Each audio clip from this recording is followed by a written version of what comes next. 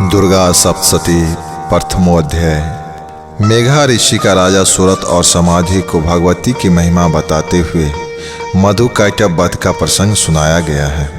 मार्कंडेय जी बोले, सूर्य के पुत्र शारुनिक जो 8वें मनु कहे जाते हैं, उनकी उत्पत्ति कथा विस्तार पूर्वक कहता हूँ, सुनो। सूर्य कुमार महाभाग शारुनिक भगवती महामाया के अनुग्रह से जिस प्रकार मनवंतर के स्वामी हुए, वही प्रसंग सुनाता हूँ। पूर्व काल की बात है। अश्वारोचिस मनवंतर में सूरत नाम के एक राजा थे, जो चैत्र वंश में उत्पन्न हुए थे। उनका समस्त भूमंडल पर अधिकार था। वे प्रजा का अपने ओर से पुत्रों की भांति धर्म पूर्वक पालन करते थे। तो भी उस समय कोला विध्वंसी नाम के क्षत्रिय उनके शत्रु हो गए। राजा सूरत की दंड नीति बहुत प्रबल थी।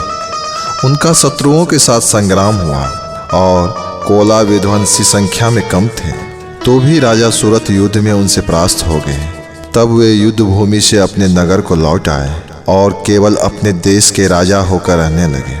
किंतु वहां भी उस प्रबल शत्रुओं ने उस महाभाग राजा सूरत पर आक्रमण कर दिया। राजा का बल छिन्न हो चला था, इसलिए उन्हें दुष्ट, बलवान एवं दुरात्मा मंत्रियों ने वहां की राजधानी में भी राजकीय सेना और खजाने को हथिया लिया। सूरत का प्रभुत्व नष्ट हो चुका था, इसलिए वे शिकार खेलने के बहाने घोड़े पर सवार हो वहां से अकेले ही एक घने जंगल में चले गए। वहां उन्होंने विप्रवर मेघा मुनि का आश्रम देखा, जहां कितने ही हिंसक जीव परम शांत भाव से रहते थे। मुनि के बहुत से शिष्य उस वन की शोभा बढ़ा रहे थे। वहां जाने पर मुनि ने उनका सत्कार किया और वे उन मुनि श्रेष्ठ के आश्रम पर इधर उधर विचरते हुए कुछ काल तक रहे। फिर ममता से आकृष्ट चित्त होकर वहां इस प्रकार चिंता करने लगे, पूर्व काल में मेरे पूर्वजों ने जिसका पालन किया था, वही नगर आज मुझसे रहित है। पता नहीं मेरे दुराचारी भृत्यगण उसकी धर्म पूर्वक रक्षा करते हैं या नहीं।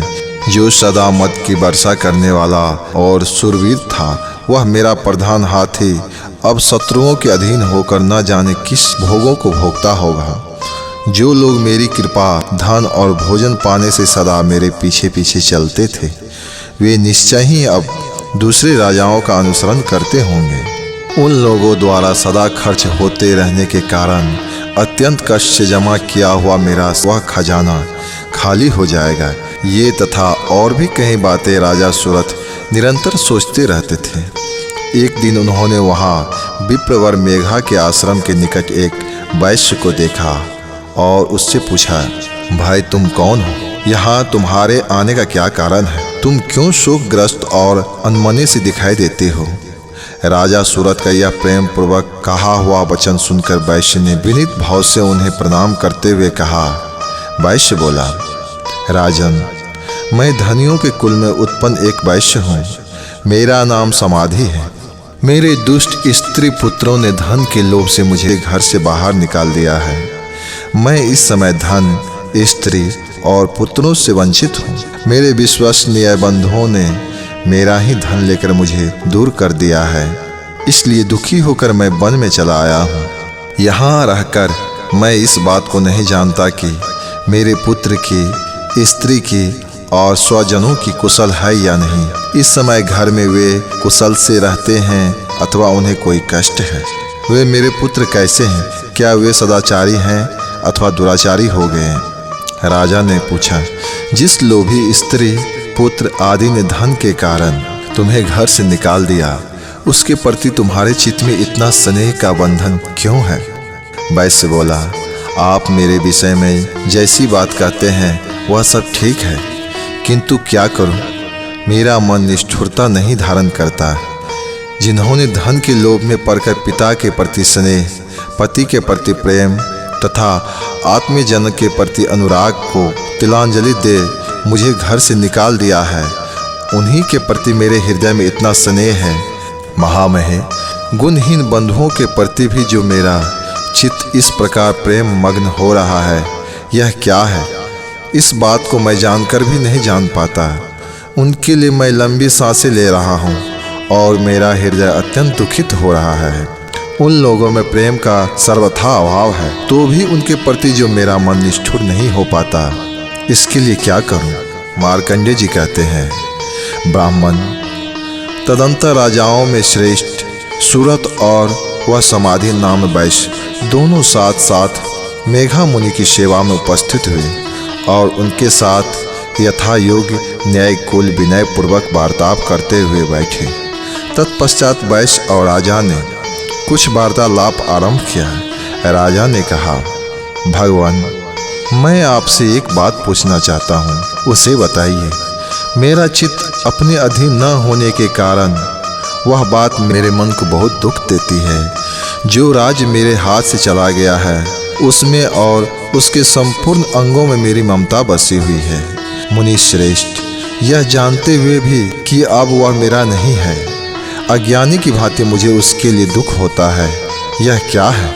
इधर यह वैश्य भी घर से अपमानित होकर आया है, इसके पुत्र स्त्री और भृतज्ञों ने इसे छोड़ दिया है, स्वजनों ने भी इसका परित्याग कर दिया है, तो भी यह उसके प्रति अत्यंत हृदय स्नेह रखता है। इस प्रकार हम दोनों ही बहुत दुखी हैं। हे महाभाग, हम दोनों समझदार हैं, तो भी हमसे जो मोह पैदा हुआ है यह क्या है? विवेक शून्य पुरुष की भांति मुझ में और इसमें भी यह मूढ़ता प्रत्यक्ष दिखाई देती है। ऋषि बोले, हे महाभाग, विषय मार्ग का ज्ञान सब जीवों का है। इस प्रकार विषय भी सबके लिए अलग अलग है। कुछ प्राणी दिन में नहीं दिखते और दूसरे रात में नहीं दिखते, तथा कुछ जीव ऐसे भी हैं जो दिन और रात दोनों में बराबर ही दिखते हैं। यह ठीक है कि मनुष्य समझदार होते हैं, किंतु केवल वे ही ऐसा नहीं है। पशु, पक्षी, मृग आदि सभी प्राणी समझदार होते हैं। मनुष्यों की समझ भी वैसी ही होती है जैसे उस मृग और पंछियों की होती है, तथा जैसी मनुष्यों की होती है वैसी ही उन मृग पंछी आदि की भी होती है। और अन्य बातें भी प्रायः दोनों में समान होते हैं। समझ होने पर भी पंछियों को तो देखो, ये स्वयं भूख से पीड़ित होते हुए भी मोहवश बच्चों की चोंच में कितने चाव से अन्न के दाने डाल रहे हैं। हे नरश्रेष्ठ, क्या तुम नहीं देखते कि ये मनुष्य समझदार होते हुए भी लोभवश अपने किए हुए उपकार का बदला पाने के लिए पुत्र की अभिलाषा करते हैं, और उन सब में समझदारी की कमी नहीं है। तथापि वे संसार की स्थिति बनाए रखने वाले भगवती महामाया के प्रभाव द्वारा ममतामय भंवर से युक्त मोह के गहरे गर्त में गिराए गए हैं। इसलिए इसमें आश्चर्य नहीं करना चाहिए। जगदीश्वर भगवान विष्णु की योग निंद्रा रूपा जो भगवती महामाया है, उन्हीं से यह जगत मोहिनी हो रहा है। वे भगवती महामाया देवी ज्ञानियों के भी चित्त को बलपूर्वक खींचकर मोह में डाल देती है। वे ही इस संपूर्ण चराचर जगत की सृष्टि करती है, तथा वे ही प्रसन्न होने पर मनुष्यों को मुक्ति के लिए वरदान देती है। वे ही पराविद्या, संसार बंधन और मोक्ष की हेतु सनातन देवी तथा संपूर्ण ईश्वरों की अधीश्वरी है। राजा ने पूछा, भगवान, जिन्हें आप महामाया कहते हैं वे देवी कौन हैं? हे ब्राह्मण, उनके चरित्र कौन कौन से हैं? हे महामुनि, उन देवी का प्रभाव जो है वो मैं आपके मुख से सुनना चाहता हूँ। ऋषि बोले, राजन, वास्तव में तो वे देवी नित्य स्वरूपा ही हैं। संपूर्ण जगत उन्हीं का रूप है तथा उन्हें समस्त विश्वों को प्राप्त कर रखा है। तथापि उनका प्रकट अनेक प्रकार से होता है, वह मुझसे सुनो। वे नित्य अजन्मा है, तथापि वह देवताओं का कार्य सिद्ध करने के लिए प्रकट होती हैं। उस समय लोक में उत्पन्न हुई कहलाती हैं। कल्प के अंत में जब प्रभु श्री विष्णु शेषनाग के सया बिछाकर योग निंद्रा का आश्रय लेकर सो रहे थे, उसी समय उनके कानों के मैलों द्वारा दो भयंकर असुर उत्पन्न हुए, जो मधु और कैटभ के नाम से विख्यात थे। वे दोनों ब्रह्मा जी का वध करने को तैयार हो गए।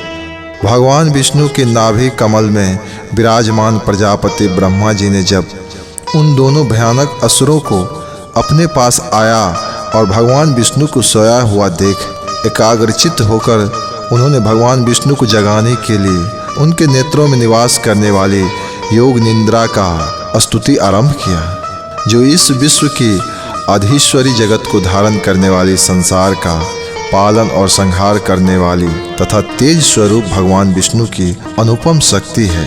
उन्हीं भगवती निंद्रा देवी की भगवान ब्रह्मा स्तुति करने लगे। ब्रह्मा जी ने कहा, हे देवी, तुम ही स्वाहा, तुम ही स्वाधा और तुम ही संसार हो। स्वर भी तुम्हारे ही स्वरूप है, तुम ही जीवन दायिनी सुधा हो। हे देवी, तुम ही संध्या, सावित्री तथा परम जननी हो। हे माँ, तुम ही इस विश्व ब्रह्मांडों को धारण करती हो। तुमसे ही इस जगत की सृष्टि होती है, तुम ही से इसका पालन होता है और सदा तुम ही कल्प के अंत में सबको अपना ग्रास बना लेती हो। जगन्मयी देवी, इस जगत की उत्पत्ति के समय तुम सृष्टि रूपा हो, पालन काल में स्थिति रूपा हो तथा कल्पांत के समय संहार रूप धारण करने वाली हो। तुम ही महाविद्या, महामाया, महामेघा, महास्मृति, महामोहरूपा, महादेवी और महासुरी हो। तुम ही तीनों गुणों को उत्पन्न करने वाले सबकी प्रकृति हो। भयंकर कालरात्रि, महारात्रि और मोहरात्रि भी तुम ही हो। तुम ही श्री, तुम ही ईश्वरी, तुम ही हिरिंग और तुम ही बोध रूपा बुद्धि हो। लज्जा, पुष्टि, तुष्टि, शक्ति और क्षमा भी तुम ही हो। तुम अखंड धारणी, शूल धारणी, घोर रूपा तथा गदा, चक्र, शंख और धनुष धारण करने वाली हो। बाण, भुसुंडी और परित ये भी तुम्हारे अस्त्र हैं। तुम सौम्य और सौम्यतर हो। इतना ही नहीं, जितने भी सौम्य एवं सुंदर पदार्थ हैं उन सब की अपेक्षा तुम अत्यधिक सुंदरी हो। पर और अपर सबसे परे रहने वाले परमेश्वरी तुम ही हो। हे सर्वस्वरूपे देवी, कहीं भी सत्य असत्य रूप जो कुछ वस्तुएं हैं और उन सब की जो शक्ति है वह भी तुम ही हो। ऐसी अवस्था में तुम्हारी स्तुति क्या हो सकती है जो इस जगत की सृष्टि, पालन और संहार करते हैं। उन भगवान को भी जब तुमने निंद्रा के अधीन कर दिया है तब तुम्हारी स्तुति करने में यहाँ कौन समर्थ हो सकता है।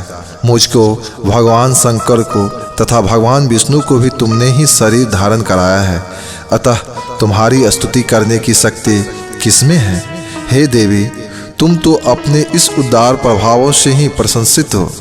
हे माँ, ये दोनों असुर मधु और कैटभ हैं, इनको मुंह में डाल दो और जगदीश्वर भगवान विष्णु को शीघ्र जगा दो। साथ ही इनके भीतर इन दोनों महान असुरों को मार डालने की बुद्धि प्रदान करो। ऋषि कहते हैं, राजन, जब ब्रह्मा जी ने वहाँ मधु और कैटभों को मारने के उद्देश्य से भगवान विष्णु को जगाने के लिए तमोगुण की अधिष्ठात्री देवी योग निंद्रा की इस प्रकार स्तुति किए, तब वे भगवान के नेत्र, मुख, नासिका, बाहु, हृदय और वक्ष स्थल से निकलकर ब्रह्मा जी के दृष्टि के समक्ष खड़ी हो गई। योग निंद्रा से मुक्त होने पर जगत के स्वामी भगवान जनार्दन उस जल में शेष नाग की सैया से जाग उठे। फिर उन्होंने उस दोनों असुरों को देखा।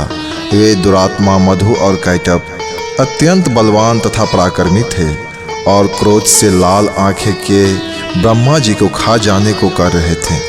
तब भगवान श्री हरि ने उठकर उन दोनों के साथ 5000 वर्ष तक केवल बाहु युद्ध किया। वे दोनों भी अत्यंत बल के कारण उन्मत्त हो रहे थे। इधर महामाया ने भी उन्हें मोह में डाल रखा था, इसलिए वे भगवान विष्णु से कहने लगे, हम तुम्हारी वीरता से संतुष्ट हैं, तुम हम लोग से कोई वर मांगो। श्री भगवान बोले, यदि तुम दोनों मुझ पर प्रसन्न हो तो अब मेरे हाथ से मारे जाओ। बस इतना सा ही मैंने वर मांगा है, यहाँ दूसरे किसी वर से मुझे क्या लेना। ऋषि कहते हैं, इस प्रकार धोखे में आकर मधु और कैटभ ने जब उन्हें वर दिया तो फिर मधु और कैटभ ने एक शर्त रखा और उन्होंने श्री हरि विष्णु से कहा, जहाँ पृथ्वी जल में डूबी न हो, जहाँ सूखा स्थान हो, वही हमारा वध करो। ऋषि कहते हैं, तब तथास्तु कहकर शंख, चक्र और गदा धारण करने वाले भगवान ने उन दोनों को मस्तक अपनी जांघा पर रखकर चक्र से काट डाले। इस प्रकार ये देवी महामाया ब्रह्मा जी की स्तुति करने पर स्वयं प्रकट हुई थी। अब पुनः तुमसे उनके प्रभाव का और आगे वर्णन करता हूँ। माँ दुर्गा सप्तशती द्वितीय अध्याय।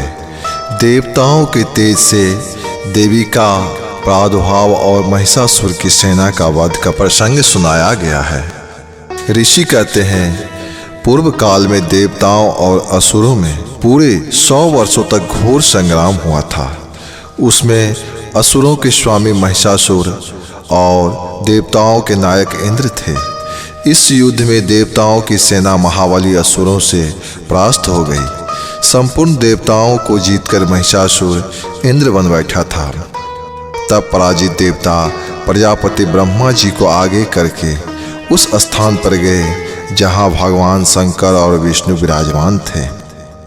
देवताओं ने महिषासुर के पराक्रम तथा अपनी पराजय का यथावत वृत्तांत उन दोनों देवेश्वरों से विस्तार पूर्वक कह सुनाया। वे बोले, भगवान, महिषासुर सूर्य, इंद्र, अग्नि, वायु, चंद्रमा, वरुण तथा अन्य देवताओं का भी अधिकार छीनकर स्वयं ही सबका अधिष्ठाता बन बैठा है।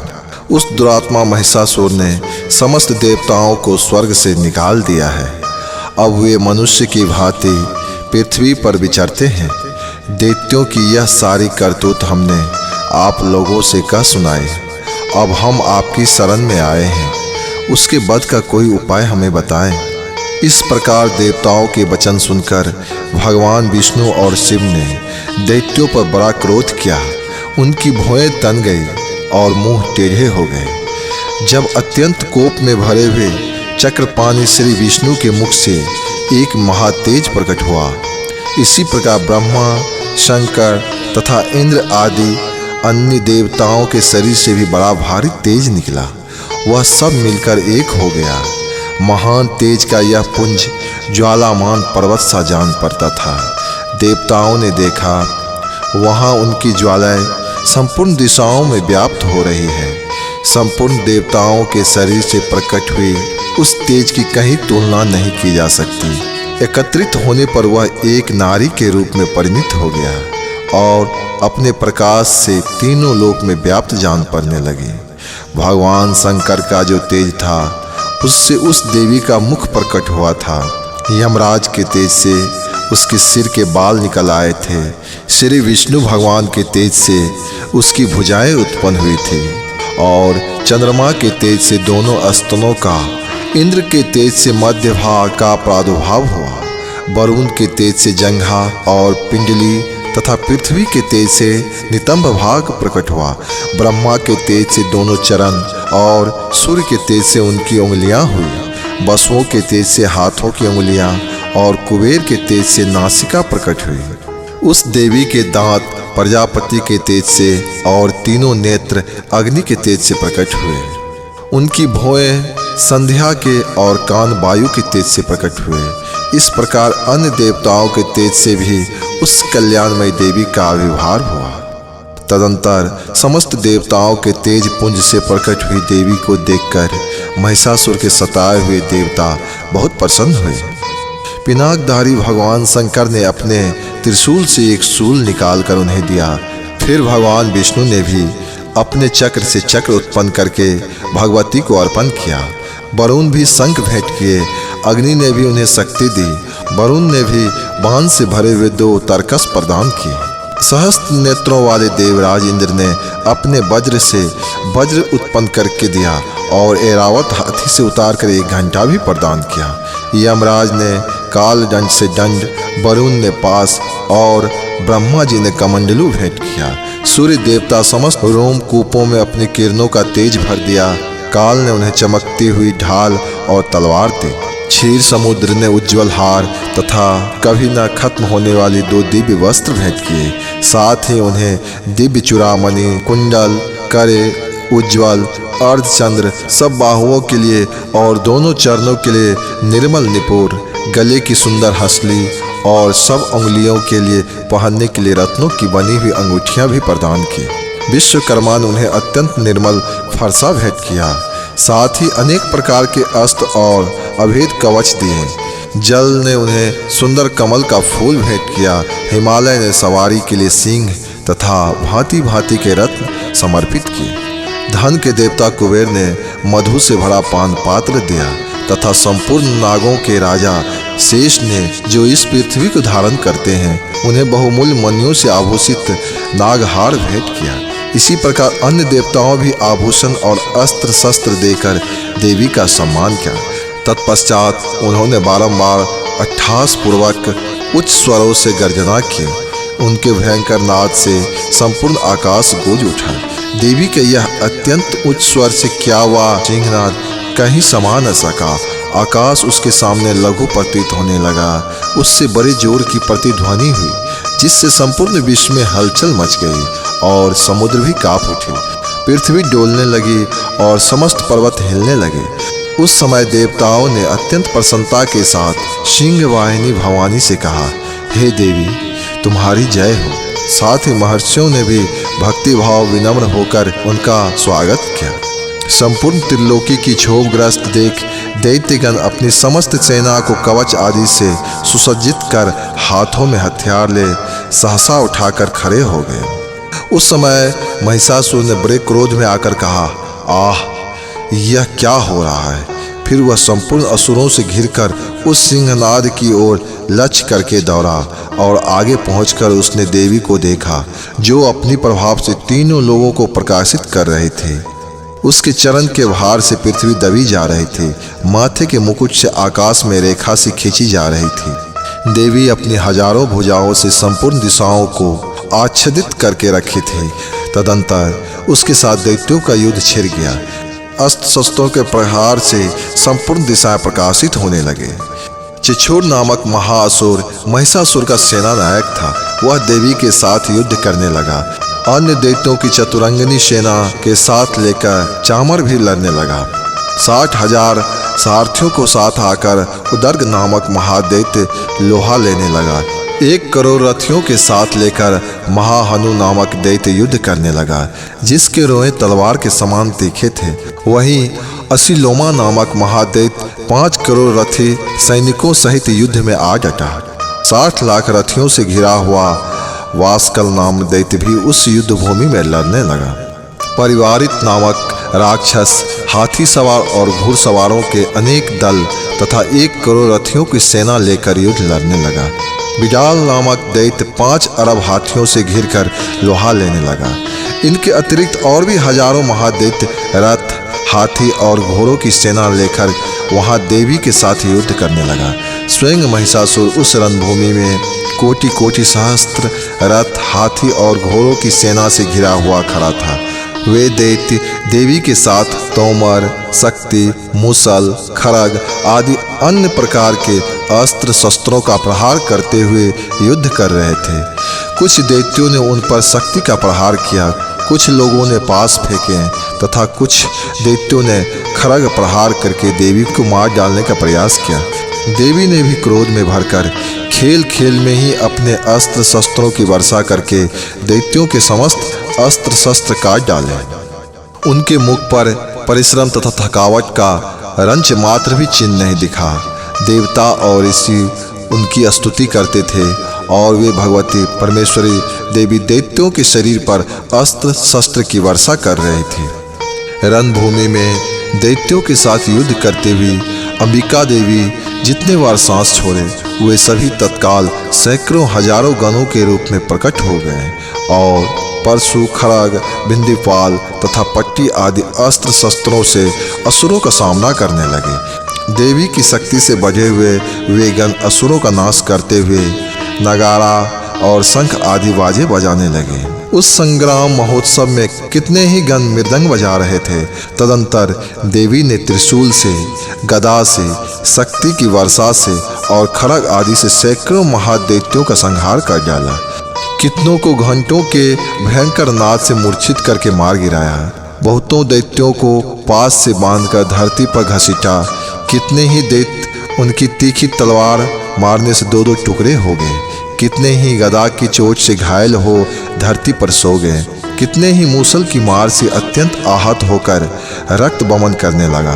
कुछ दैत्य सूल से छाती फट जाने के कारण पृथ्वी पर ढेर हो गया। बाज की तरह झपटने वाले देवपिंडक दैत्य अपने प्राणों से हाथ धोने लगे।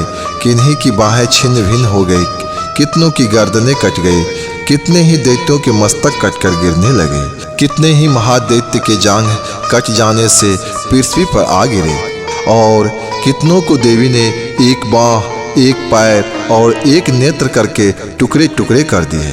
कितने ही दैत्य मस्तक कट जाने से भी गिरकर फिर उठ न पाया।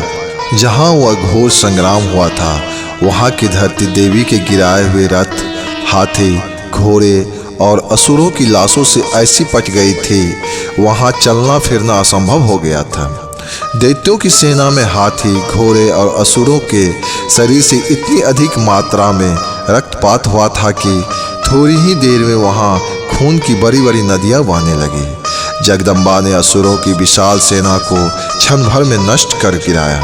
ठीक उसी तरह जैसे तीन और काठ के भारी ढेरों को आग कुछ ही क्षणों में भस्म कर देती है और वह सिंह भी गर्दन के बालों को हिला हिलाकर जोर जोर से गर्जना करता हुआ दैत्यों के शरीर से मानो उसकी प्राण चून लेता था, वहाँ देवी के गणों ने भी उस महादैत्य के साथ ऐसा युद्ध किया जिससे आकाश में खड़े हुए देवतागण उन पर बहुत संतुष्ट हुए और फूल बरसाने लगे। श्री दुर्गा सप्तशती तृतीय अध्याय सेनापति सहित महिषासुर का वध का वर्णन। श्री जगदम्बा के श्री अंगों की कांति उदय काल के सहस्त्रों सूर्यों के समान है। वे लाल रंग की रेशमी साड़ी पहने हुए हैं। उनके गले में मुंडमाला शोभा पा रही है। दोनों स्तनों पर रक्त चंदन का लेप लगा है। वे अपने करमालाओं में जप मालिका, विद्या और अभय तथा वर नाम की मुद्राएं धारण किए हुए हैं। तीन नेत्रों से सुशोभित मुखार विंदी की बड़ी शोभा हो रही है।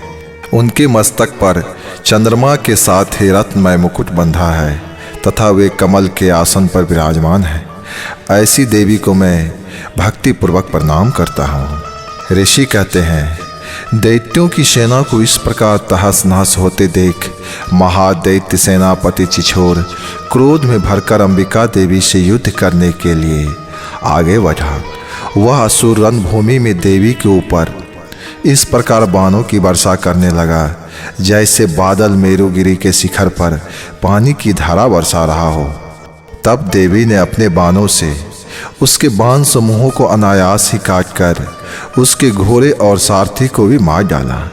साथ ही उसके धनुष तथा अत्यंत ऊंची ध्वजा को भी तत्काल काट गिराया। धनुष कट जाने पर उसके अंगों को अपने बाणों से विघ्न कर डाला। धनुष, रथ, घोड़े और सारथी को नष्ट हो जाने पर वह असुर ढाल और तलवार लेकर देवी की ओर दौड़ा। उसने तीखी धार वाली तलवार से सिंह के मस्तक पर चोट करके देवी की बाईं भुजाओं में बड़े वेग से प्रहार किया। हे राजन, देवी की बाह पर पहुंचते ही वह तलवार टूट गिरी। फिर तो क्रोध से लाल आंखें करके उस राक्षस ने शूल हाथ में लिया और उसे उस महादैत्य ने भगवती भद्रकाली के ऊपर चलाया। वह शूल आकाश से गिरते हुए सूर्य मंडल की भांति अपने तेज से प्रज्वलित हो उठा। उस शूल को अपनी ओर आते देख देवी ने भी शूल का प्रहार किया। उससे राक्षस के शूल के सैकड़े टुकड़े हो गए। साथ ही महादैत्य चिछोर की भी धज्जियां उड़ गई। वह प्राण से हाथ धो बैठा। महिषासुर के सेनापति उस महापराक्रमी चिछोर के मारे जाने पर देवताओं को पीड़ा देने वाला चामर हाथी पर चढ़कर आया। उसने भी देवताओं के ऊपर शक्ति का प्रहार किया, किंतु जगदम्बा उसे अपने हुंकार से ही आहत करके पृथ्वी पर गिरा दिया। शक्ति टूटकर गिरी हुई देख चामर को बड़ा क्रोध हुआ। अब उसने शूल चलाया, किंतु देवी ने उसे भी अपने बाणों द्वारा काट डाला। इतने में ही देवी का सिंह उछलकर हाथी के मस्तक पर चढ़ बैठा और उस दैत्य के साथ खूब जोर लगाकर बाहु युद्ध करने लगा। वे दोनों लड़ते लड़ते हाथी से पृथ्वी पर आ गिरे और अत्यंत क्रोध में भरकर एक दूसरे पर बड़े भयंकर प्रहार करते हुए लड़ने लगे। तदंतर सिंह बड़े वेग से आकाश की ओर उछला और उधर से गिरते समय उसने पंजों की मार से चामर का सिर धड़ से अलग कर दिया। इसी प्रकार उदर्ग भी शिला और वृक्ष आदि की मार खाकर रणभूमि में देवी के हाथ से तथा कराल भी दांतों, मुक्कों और थप्पड़ों की चोट से धराशायी हो गया। क्रोध में भरी हुई देवी ने गदा की चोट से उद्दत का कचूमर निकाल डाला। भिंदीपाल से वासकल को तथा बाणों से ताम्र और अंधक को मौत के घाट उतार दिया। 3 नेत्रों वाली परमेश्वरी ने त्रिशूल से ग्रास, उग्रवीर तथा महाहनु नामक दैत्य को मार डाला। तलवार की चोट से बिडाल के भी मस्तक को धड़ से अलग कर गिराया। दुर्धर और दुर्मुख को भी अपने बाणों से देवी ने यमलोक भेज दिया। इस प्रकार अपनी सेना का संहार होता देख महिषासुर ने भैंसे का रूप धारण करके देवी के गणों को त्रास देना आरंभ किया। किन्हीं को थुथुन से मारकर, किन्हीं के ऊपर खुरों का प्रहार करके, किन्हीं किन्हीं को पूंछ से चोट पहुंचाकर, कुछ को सिंहों से प्रहार करके, कुछ गणों के वेग से, कुछ को चक्कर देकर और कितनों को वायु की वेग से धराशायी कर गिराया। इस प्रकार गणों की सेना को गिराकर वह असुर महादेवी के सिंहों को मारने के लिए झपटा। इससे जगदम्बा को बड़ा क्रोध हुआ। उधर महापराक्रमी महिषासुर भी क्रोध में भरकर धरती को खूरों से खोदने लगा तथा अपने सिंहों से ऊंचे ऊंचे पर्वतों को उठाकर फेंकने और गरजने लगा। उसके वेग से चक्कर देने के कारण पृथ्वी क्षुब्ध होकर फटने लगी। उसकी पूंछों से टकराकर समुद्र सब ओर से धरती की ओर डूबने लगा। हिलते हुए सिंहों के आहट से होकर बादलों में टुकड़े टुकड़े हो गए। उसके श्वास की प्रचंड वायु के वेग से उड़े हुए सैकड़ों पर्वत आकाश से गिरने लगे। इस प्रकार क्रोध में भरे हुए उस महादैत्य को अपनी ओर आते देख चंडिका ने उसका वध करने के लिए महान क्रोध किया। उन्होंने पास फेंककर उस महान असुरों को बांध लिया। उस महासंग्राम में बंध जाने पर उसने भैंसे का रूप त्याग दिया और तत्काल सिंह के रूप में वह प्रकट हो गया। उस अवस्था में जगदम्बा जैसे ही उसका मस्तक काटने के लिए आगे हुई, त्यों ही वह अखंडधारी पुरुष के रूप में दिखाई देने लगा। तब देवी ने तुरंत ही बाणों की वर्षा करके ढाल और तलवारों के साथ उस पुरुष को भी विघ्न कर डाला। इतने में ही महिषासुर ने अपना रूप बदल के गजराज का रूप धारण कर लिया तथा अपनी सूर से देवी के विशाल सिंह को खींचने और गरजने लगा। खींचते समय देवी ने तलवार से उसकी सूर काट डाली। तब उस महादैत्य ने पुनः भैंसे का शरीर धारण कर लिया और पहले की ही भांति चराचर प्राणी सहित तीनों लोगों को व्याकुल करने लगा। तब क्रोध में भरी हुई जगन माता चंडिका बारंबार उत्तम मधु का पान करने और लाल आंखें करके हंसने लगी। उधर वह बल और पराक्रम के मद से उन्मत्त हुआ राक्षस गर्जन में लगा था और अपने सिंहों से चंडी के ऊपर पर्वतों को फेंकने लगा। उस समय देवी अपने बाणों के समूहों से उसके फेंके हुए पर्वत को चूर्ण कर रहे थे। बोलते समय उनका मुख मधु के मद से लाल हो रहा था और बाणी लड़खड़ा रही थी। देवी ने कहा, अरे मूर्ख, मैं जब तक मधु पीता हूँ तब तक तू क्षण भर के लिए खूब गरज ले। मेरे हाथों से यही तेरी मृत्यु हो जाने पर अब शीघ्र ही देवता भी गरजना शुरू करेंगे। ऋषि कहते हैं, यह कहकर देवी उछली और उस महादैत्य के ऊपर चढ़ गई। फिर अपने पैरों से उसे दबाकर उन्होंने त्रिशूल से उसके कंठ में आघात किया। उनके पैरों से दबा होने पर भी महिषासुर ने अपने मुख से दूसरे रूप में बाहर होने लगा। अभी वह आधे शरीर से ही बाहर निकल पाया था कि देवी ने अपने प्रभाव से उसे रोक दिया। आधा निकला होने पर भी वह महादैत्य देवी से युद्ध करने लगा।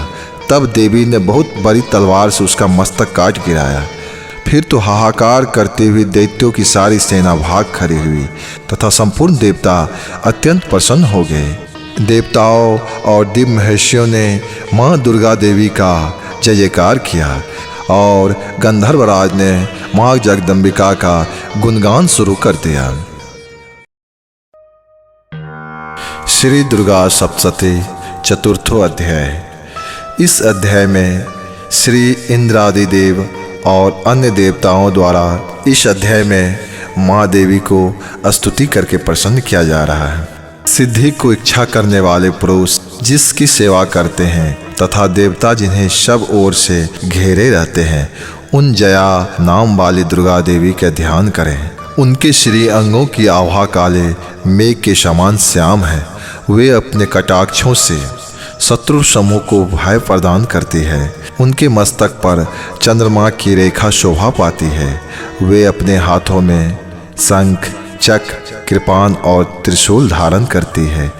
उनके 3 नेत्र हैं। वे सिंह के कंधे पर चढ़ी हुई और अपने तेज से तीनों लोकों को परिपूर्ण करती है। ऋषि जी कहते हैं, अत्यंत पराक्रमी दुरात्मा महिषासुर तथा उसकी दैत्य सेना के देवी के हाथ से मारे जाने पर इंद्र और सारे देवतागण प्रणाम करके गर्दन झुका के देवी माँ की स्तुति करने लगे। उस समय उनके सुंदर अंगों में अत्यंत हर्ष के कारण रोमांच हो आया था। देवता बोले, संपूर्ण देवताओं की शक्ति का समुदाय ही जिनका स्वरूप है तथा जिन देवी ने अपनी शक्ति से संपूर्ण जगत को व्याप्त कर रखा है, समस्त देवताओं और महर्षियों की पूजनीय उस जगदम्बिका को हम भक्तिपूर्वक नमस्कार करते हैं। वे हम लोग का कल्याण करें। जिनके अनुभव, प्रभाव और बल का वर्णन करने में भगवान शेषनाग, ब्रह्मा जी तथा महादेव जी भी समर्थ नहीं है, वे भगवती चंडिका का संपूर्ण जगत का पालन एवं अशुभ भय का नाश करने का विचार करें। जो पुण्यात्माओं के घरों में स्वयं ही लक्ष्मी के रूप में और पापियों के यहाँ दरिद्रता के रूप में शुद्ध अंतःकरण करने वाले पुरुष के हृदय में बुद्धि रूप से और सत्य पुरुष में श्रद्धा रूप से तथा कुलीन मनुष्यों में लज्जा रूप से निवास करती है, उन भगवती दुर्गा को हम नमस्कार करते हैं। हे देवी, आप संपूर्ण विश्व का पालन कीजिए।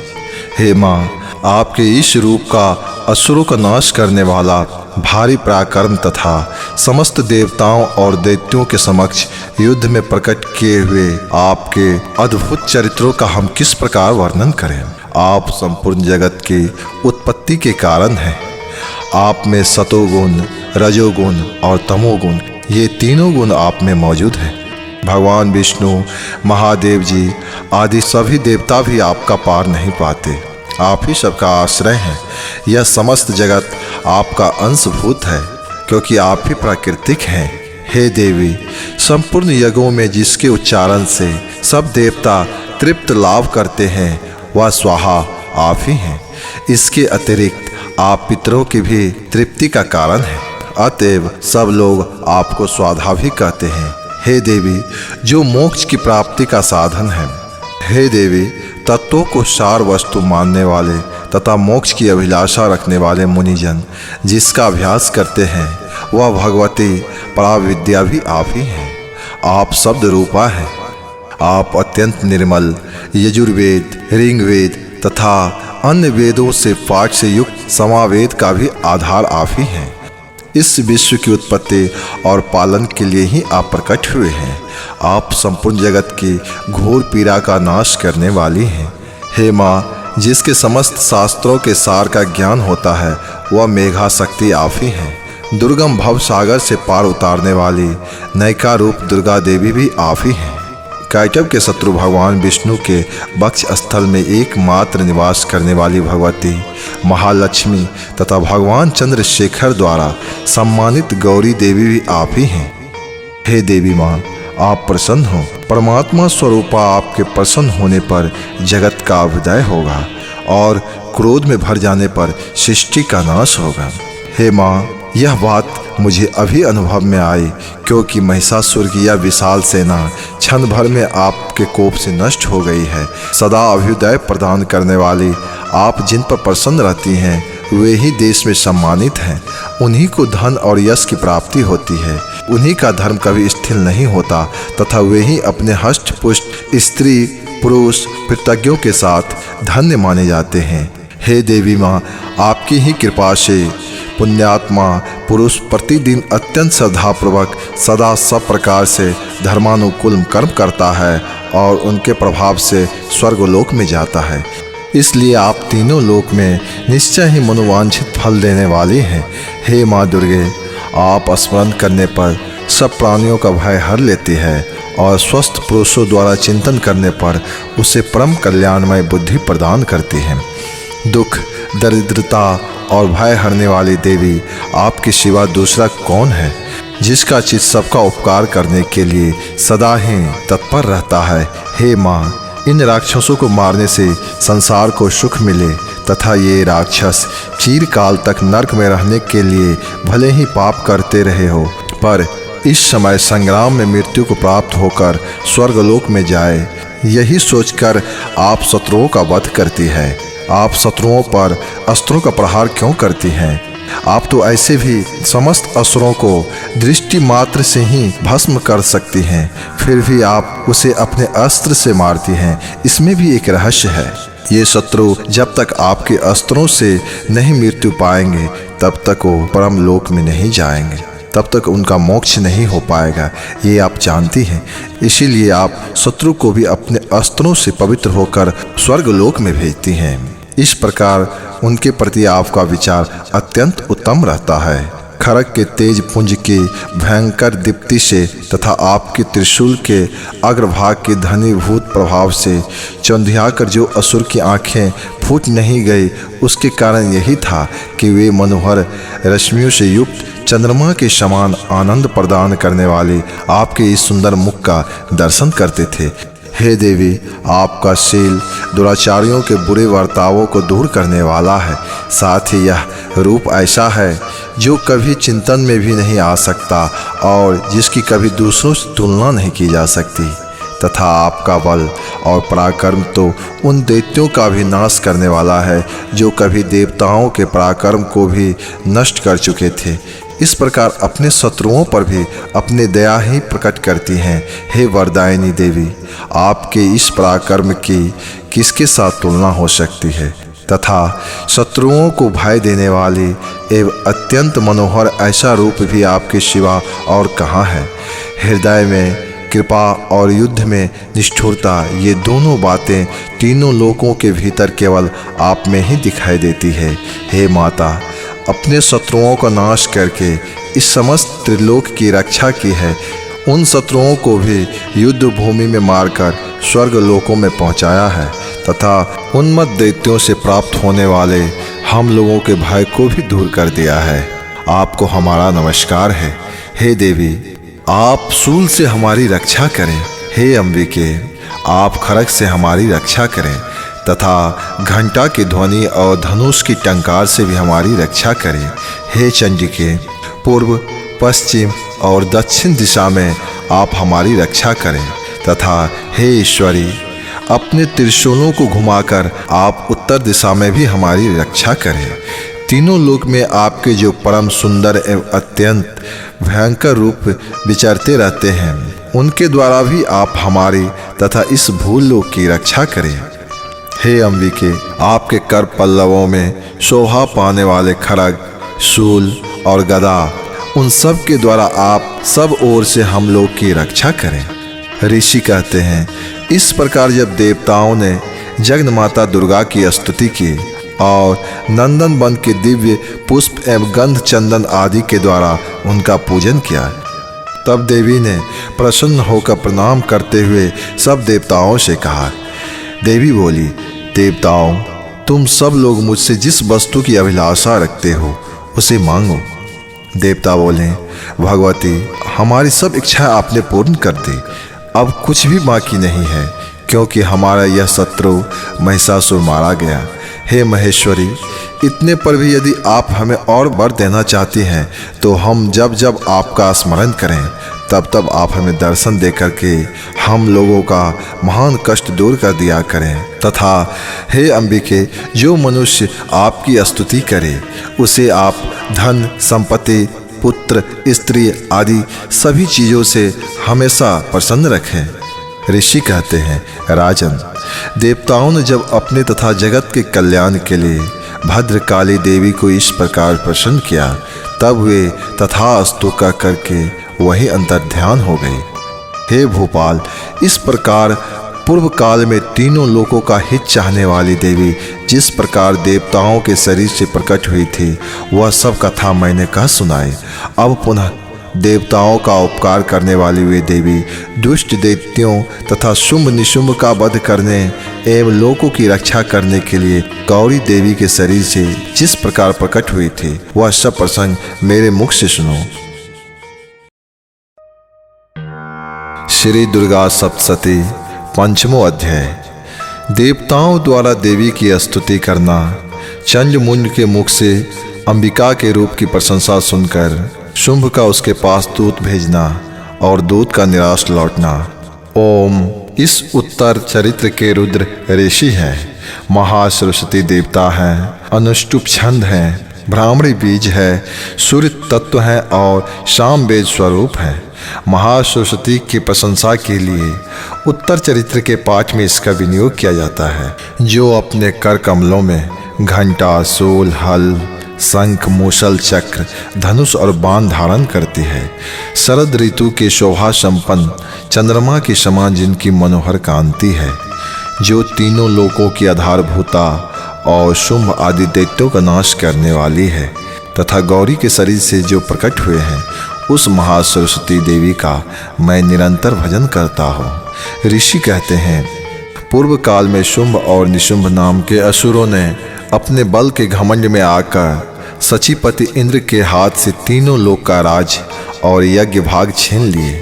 वे ही दोनों सूर्य, चंद्रमा, कुबेर, यम और वरुण के अधिकारक बन बैठे।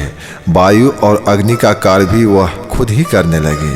उन दोनों ने देवताओं को अपमानित करके राज छीन लिया और पराजित करके अधिकारहीन करके स्वर्ग से बाहर निकाल दिया। उन दोनों महान असुरों से भगाए हुए देवता अपराजिता देवी का स्मरण किए और सोचे, जगदम्बा ने हम लोग को वर दिया था कि आपातकालीन काल में मैं तुम्हारी सब आपत्तियों का तत्काल नाश कर दूंगी। यह विचार कर देवता गिरिराज हिमालय पर गए और वहाँ भगवती विष्णु माया की स्तुति करने लगे। देवता बोले, देवी को नमस्कार है, महादेवी शिव को सर्वदा नमस्कार है। हम लोग नियम पूर्वक जगदम्बा को नमस्कार करते हैं, रौद्र को नमस्कार करते हैं, नित्या, गौरी को हम बारंबार नमस्कार करते हैं। हे चंद्र रूपनी, हे माँ सुखरूपा, हम आपको सत सत नमन करते हैं। शरणागतों का कल्याण करने वाली वृद्धि एवं सिद्धि रूपा देवी को हम बारंबार नमस्कार करते हैं। राक्षसों की लक्ष्मी, राजाओं की लक्ष्मी तथा शिव पत्नी स्वरूपा जगदम्बा को हम बार बार नमस्कार करते हैं। हे दुर्गा, दुर्गम संकट से पार उतारने वाली सबकी सारभूता सर्वकारणी ख्याति कृष्णा और ध्रुमा देवी को सर्वदा नमस्कार है। अत्यंत सौम्य तथा अत्यंत रौद्र रूपा देवी को हम नमस्कार करते हैं, उन्हें हमारा बारंबार नमस्कार है। जगत की आधारभूता कृति देवी को बारंबार नमस्कार है। जो देवी सब प्राणियों में विष्णु माया के नाम से कही जाती है, उनको हम बार बार नमस्कार करते हैं। जो देवी सब प्राणियों में चेतना कहलाती है, उन्हें हम बार बार नमस्कार करते हैं। जो देवी सब प्राणियों में बुद्धि रूपा में स्थिर है, उनको हम बार बार नमस्कार करते हैं।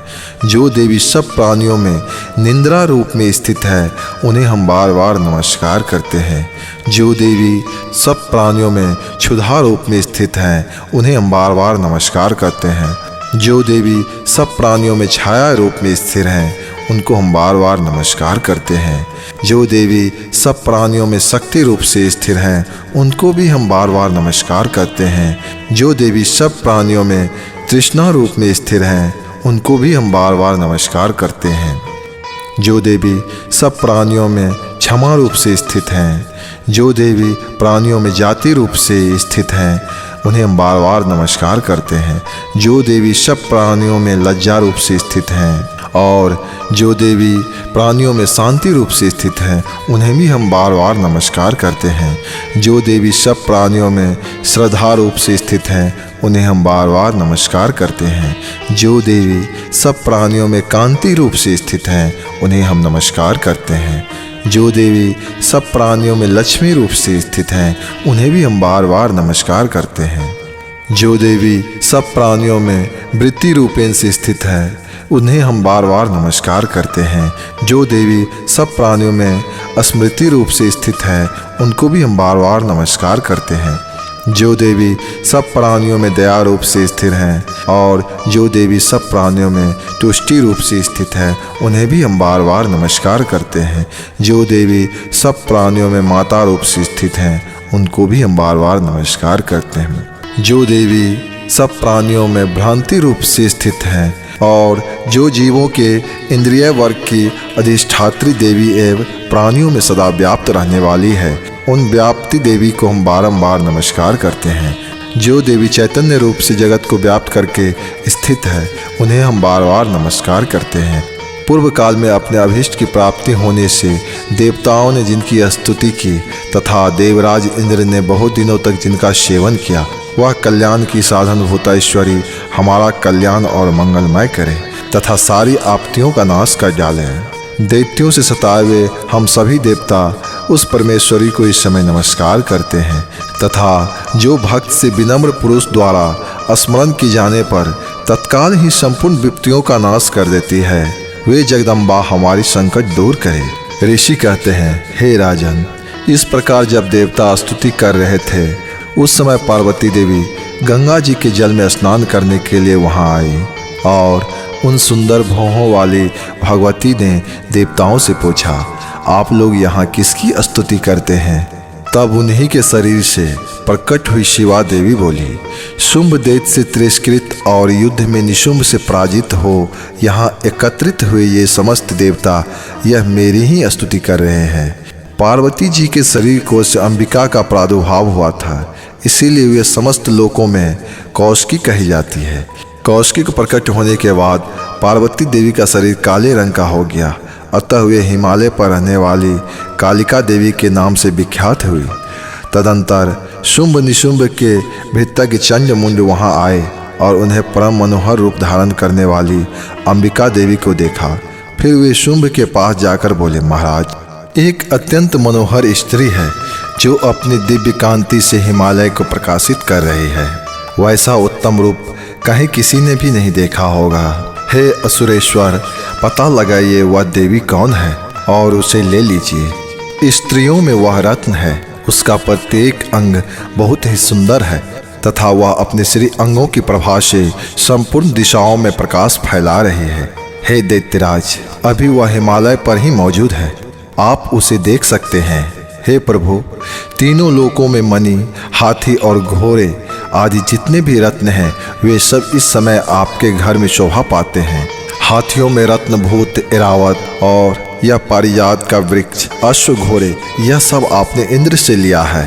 हंसों से जुता हुआ यह विमान भी आपके आंगन में शोभा पाता है। यह रत्नभूत अद्भुत विमान जो पहले ब्रह्मा जी के पास था, अब आपके यहाँ लाया गया है। यह महापक्ष नाम निधि आप कुबेर से छीन लाए हैं। समुद्र ने भी आपको माला भेंट की है जो केसरों से सुशोभित है और जिसके कमल कभी कुम्हलाते नहीं हैं। स्वर्णों की वर्षा करने वाला वरुण का छत्र भी आपके घरों में शोभा पाता है तथा यह श्रेष्ठ रथ जो पहले प्रजापति के अधिकार में था, अब आपके पास मौजूद है। हे दैत्यराज, आपने मृत्यु की भी शक्ति छीन ली है तथा वरुण का पास और समुद्र में रहने वाले सब प्रकार के रथ आपके भाई निशुंभ के अधिकार में है। अग्नि ने भी स्वतः शुद्ध किए हुए 2 वस्त्र आपकी सेवा में अर्पित किए हैं। दैत्यराज, इस प्रकार सभी रत्न आपके एकमात्र के लिए है।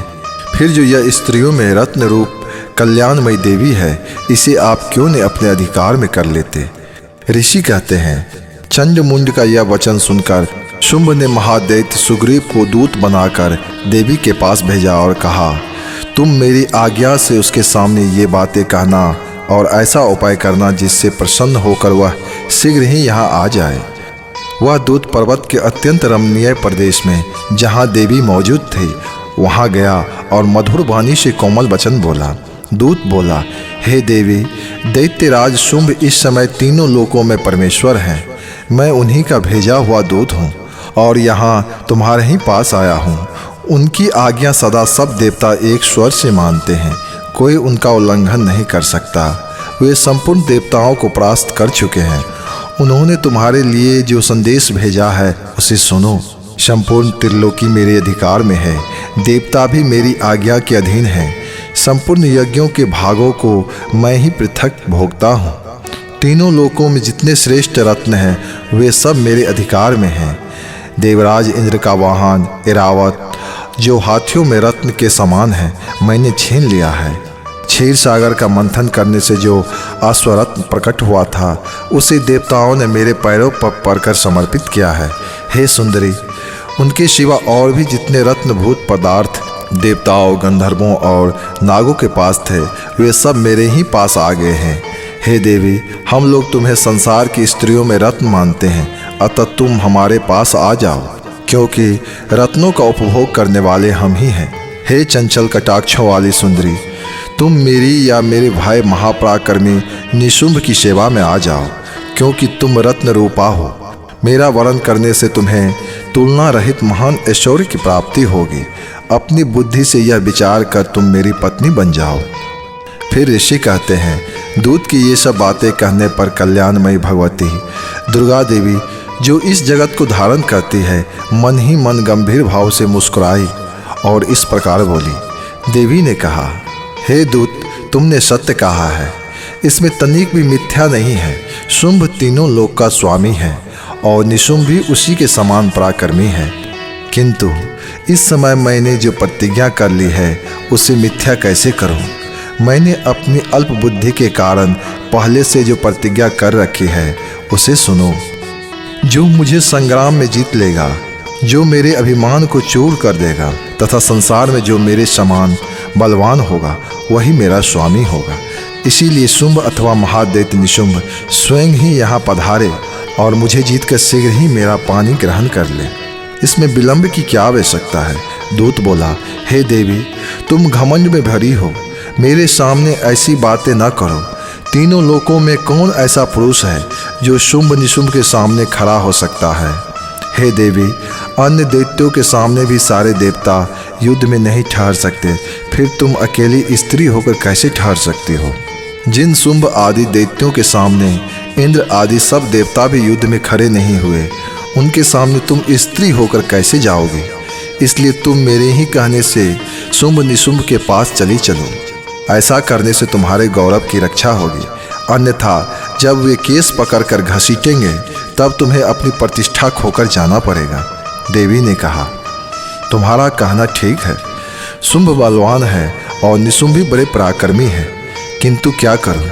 मैंने पहले बिना सोचे समझे प्रतिज्ञा कर ली है, अतः अब तुम जाओ। मैंने तुमसे जो कुछ कहा है वह सब दैत्यराज से आदर पूर्वक कहना, फिर वे जो उचित जान पड़े करें। दुर्गा सप्तशती खष्टो अध्याय। धूम्रलोचन वध।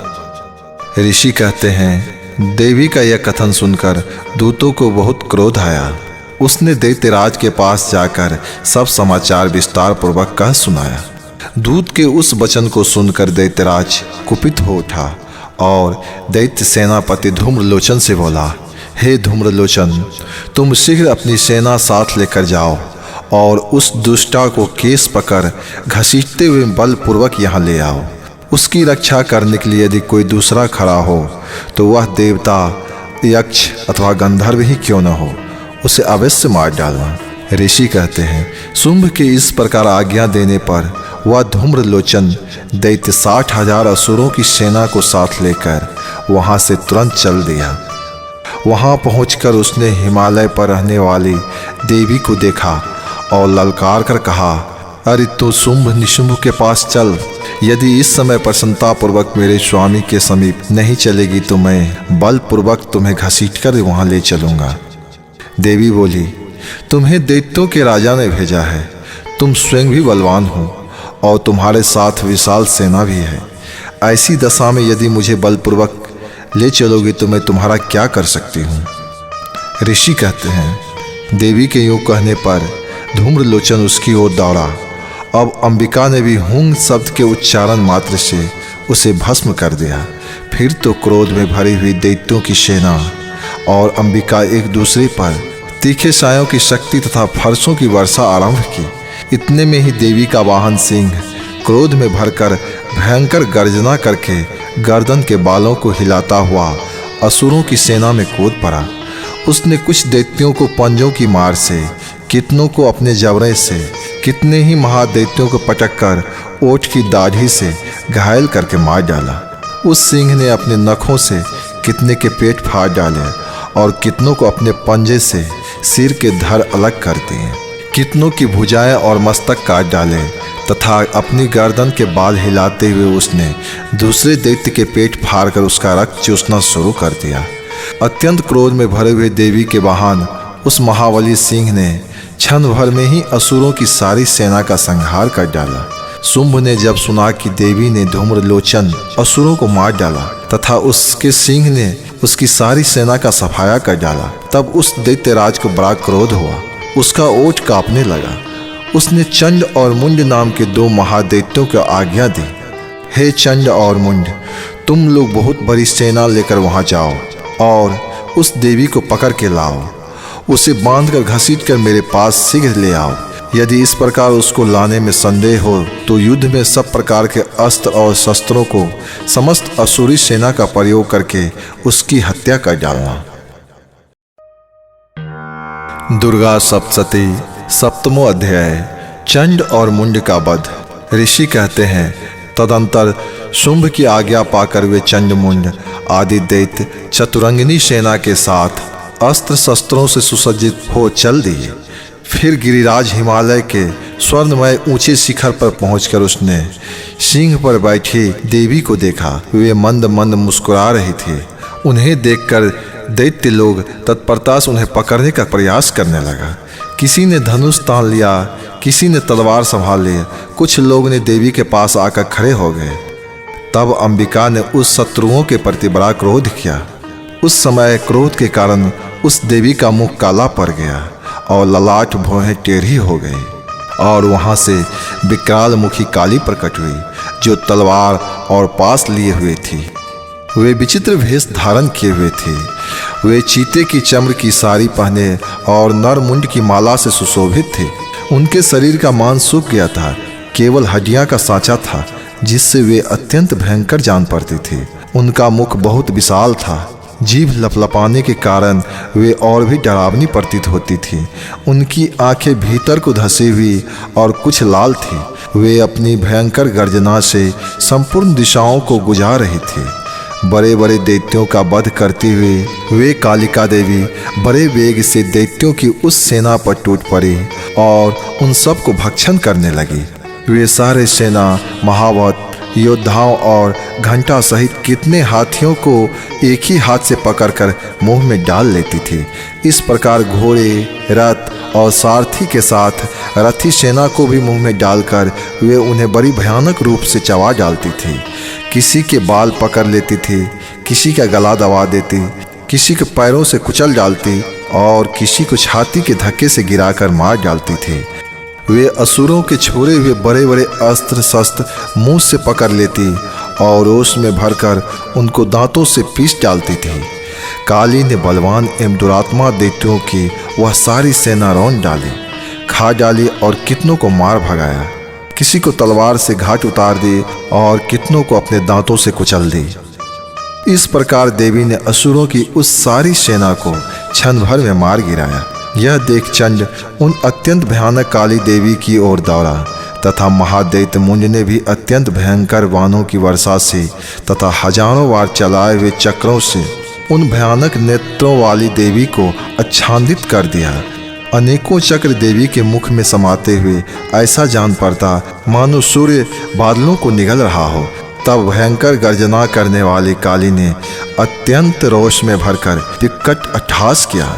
उस समय उनके विकराल बदन के भीतर कठिनता से देखे जा सकने वाले दांतों के प्रभाव से वे अत्यंत उज्जवल दिखाई देती थी। देवी ने बहुत बड़ी तलवार हाथ में ले हंग का उच्चारण करके चंड पर धावा किया और उसके केस पकड़ उसी तलवार से उसका मस्तक काट डाला। चंड को मारा गया देखकर मुंड भी देवी की ओर दौड़ा। तब देवी ने रोष में भरकर उसे भी तलवार से घायल करके धरती पर सुला दिया।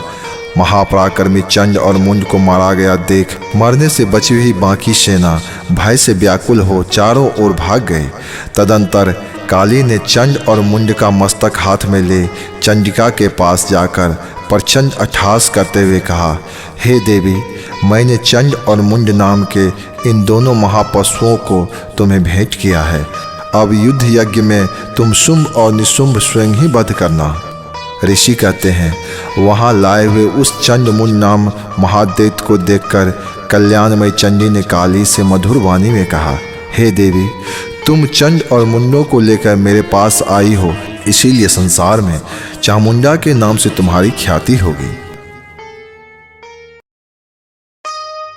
चंड और मुंड नाम के दैत्य के मारे जाने पर तथा बहुत सी सेना का संहार हो जाने पर दैत्यों के राजा प्रतापी शुंभ के मन में बहुत बड़ा क्रोध हुआ और उसने दैत्यों की संपूर्ण सेना को युद्ध के लिए कूच करने की आज्ञा दी। वह बोला, आज उदय युद्ध नाम के 86 दैत्य सेनापति अपनी सेनाओं के साथ युद्ध के लिए प्रस्थान करें। कंबू नाम वाले दैत्य 84 सेना नायक अपनी वाहिनी से घिरे हुए यात्रा करें।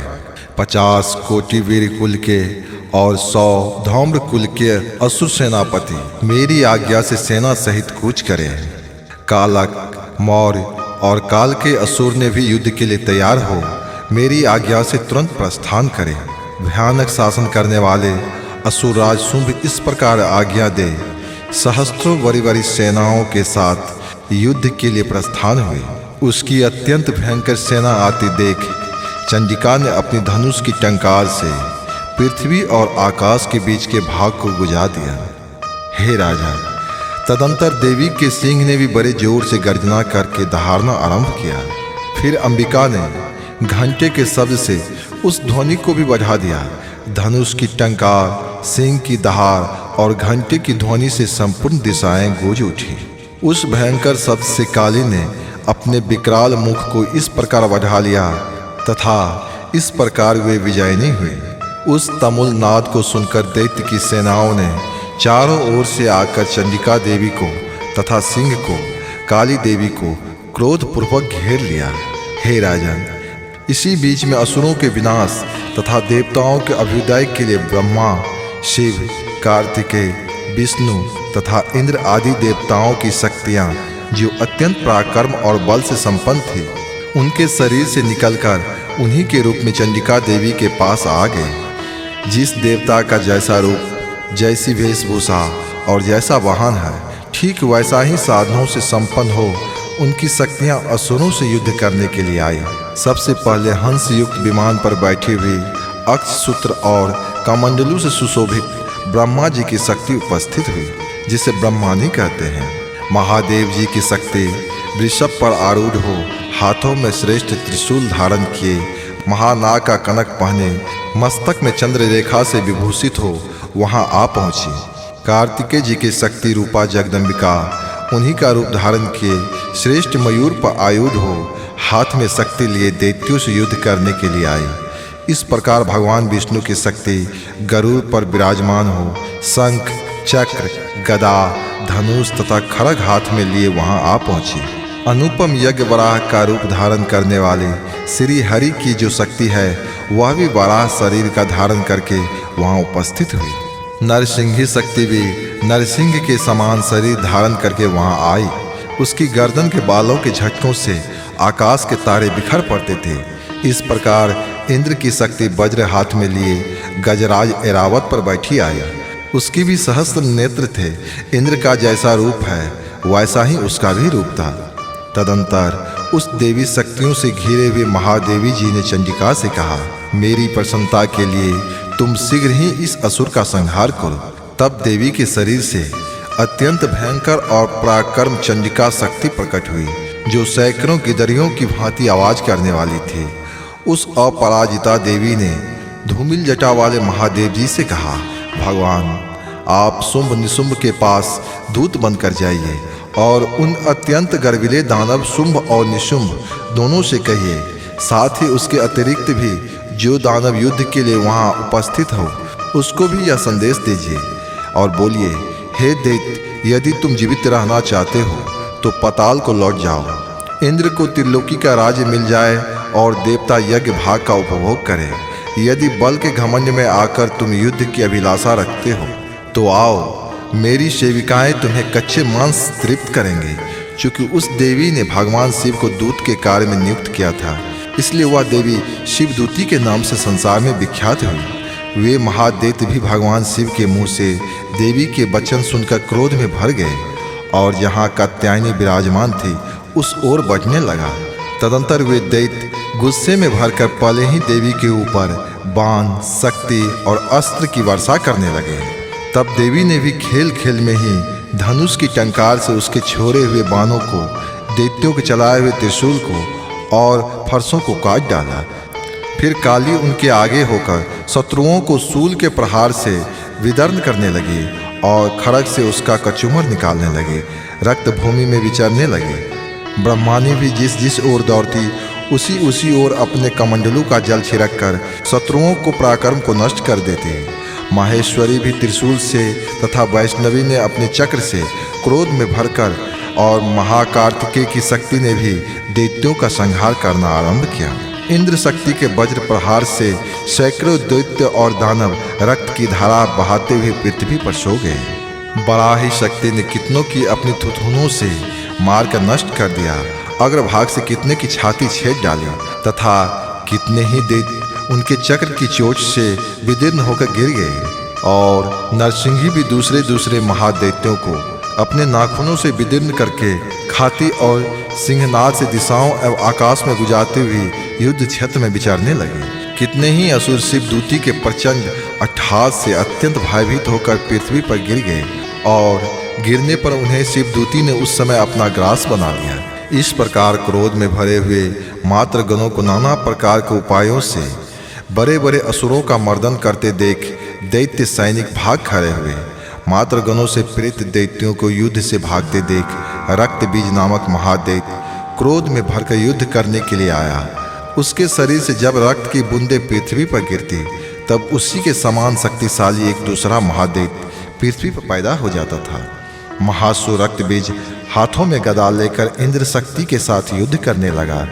तब इंद्राणी ने अपने वज्र से रक्त बीज को मार डाला। वज्र से घायल होने पर उसके शरीर से बहुत सी रक्त गिरने लगा और उससे उसी के समान रूप का पराक्रमी योद्धा उत्पन्न होने लगा। उसके शरीर से रक्त की जितनी बूंदें गिरी उतने ही पुरुष उत्पन्न हो गए। वे अत्यंत शक्तिशाली और वे रक्त बीज के समान ही बलवान थे। वे रक्त से उत्पन्न होने वाले पुरुष भी अत्यंत भयंकर अस्त्र और शस्त्रों से प्रहार करते हुए मात्र गणों के साथ ही घोर युद्ध करने लगा। पुनः वज्र के प्रहार से जब उसका मस्तक घायल हुआ तब रक्त बहने लगा और उससे हजारों पुरुष उत्पन्न हो गए। वैष्णवी ने युद्ध में रक्त बीज पर चक्र का प्रहार किया तथा इंद्राणी ने भी दैत्य सेनापति को गदा की चोट पहुंचाई। वैष्णवी के चक्र से घायल होने पर उसके शरीर से जो रक्त बहा और उससे जो उसी के बराबर आकार वाले सहस्त्रों महादैत्य प्रकट हुए, उनके द्वारा संपूर्ण जगत व्याप्त हो गया। कौमारी ने शक्ति से, वराही ने खड़ग से और महेश्वरी ने त्रिशूल से महादैत्य रक्त बीज को घायल किया। क्रोध में भरे हुए उस महादैत्य रक्त बीज भी गदा से मात्र शक्ति पर पृथक पृथक प्रहार किए।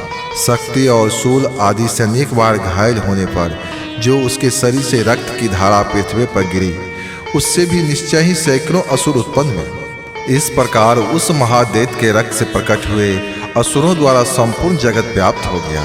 देवताओं को उदास देख चंडिका ने काली से कहा, हे कालिके, तुम अपना मुख और भी फैलाओ तथा मेरे शस्त्र पान में गिरने वाले रक्त बिंदुओं और उसके उत्पन्न होने वाले महादैत्यों को तुम अपने इस उतावले मुख से खा जाओ। इस प्रकार रक्त से उत्पन्न होने वाले महादैत्यों का भक्षण करते हुए तुम रण में विचरती रहो। ऐसा करने से उस दैत्य का सारा रक्त छिन्न हो जाएगा, वह स्वयं भी नष्ट हो जाएगा। उन भयंकर दैत्यों को जब तुम खा जाओगे तब दूसरे नए दैत्य उत्पन्न नहीं हो सकेंगे। काली से यूं कहकर चंडिका देवी ने शूल से रक्त बीज को मारा और कालिका ने अपने मुख से उसका रक्त अपने मुख में ले लिया। तब उसने वहां चंडिका पर गदा से प्रहार किया, किंतु उस गदापात से देवी को तनिक भी वेदना नहीं पहुंची।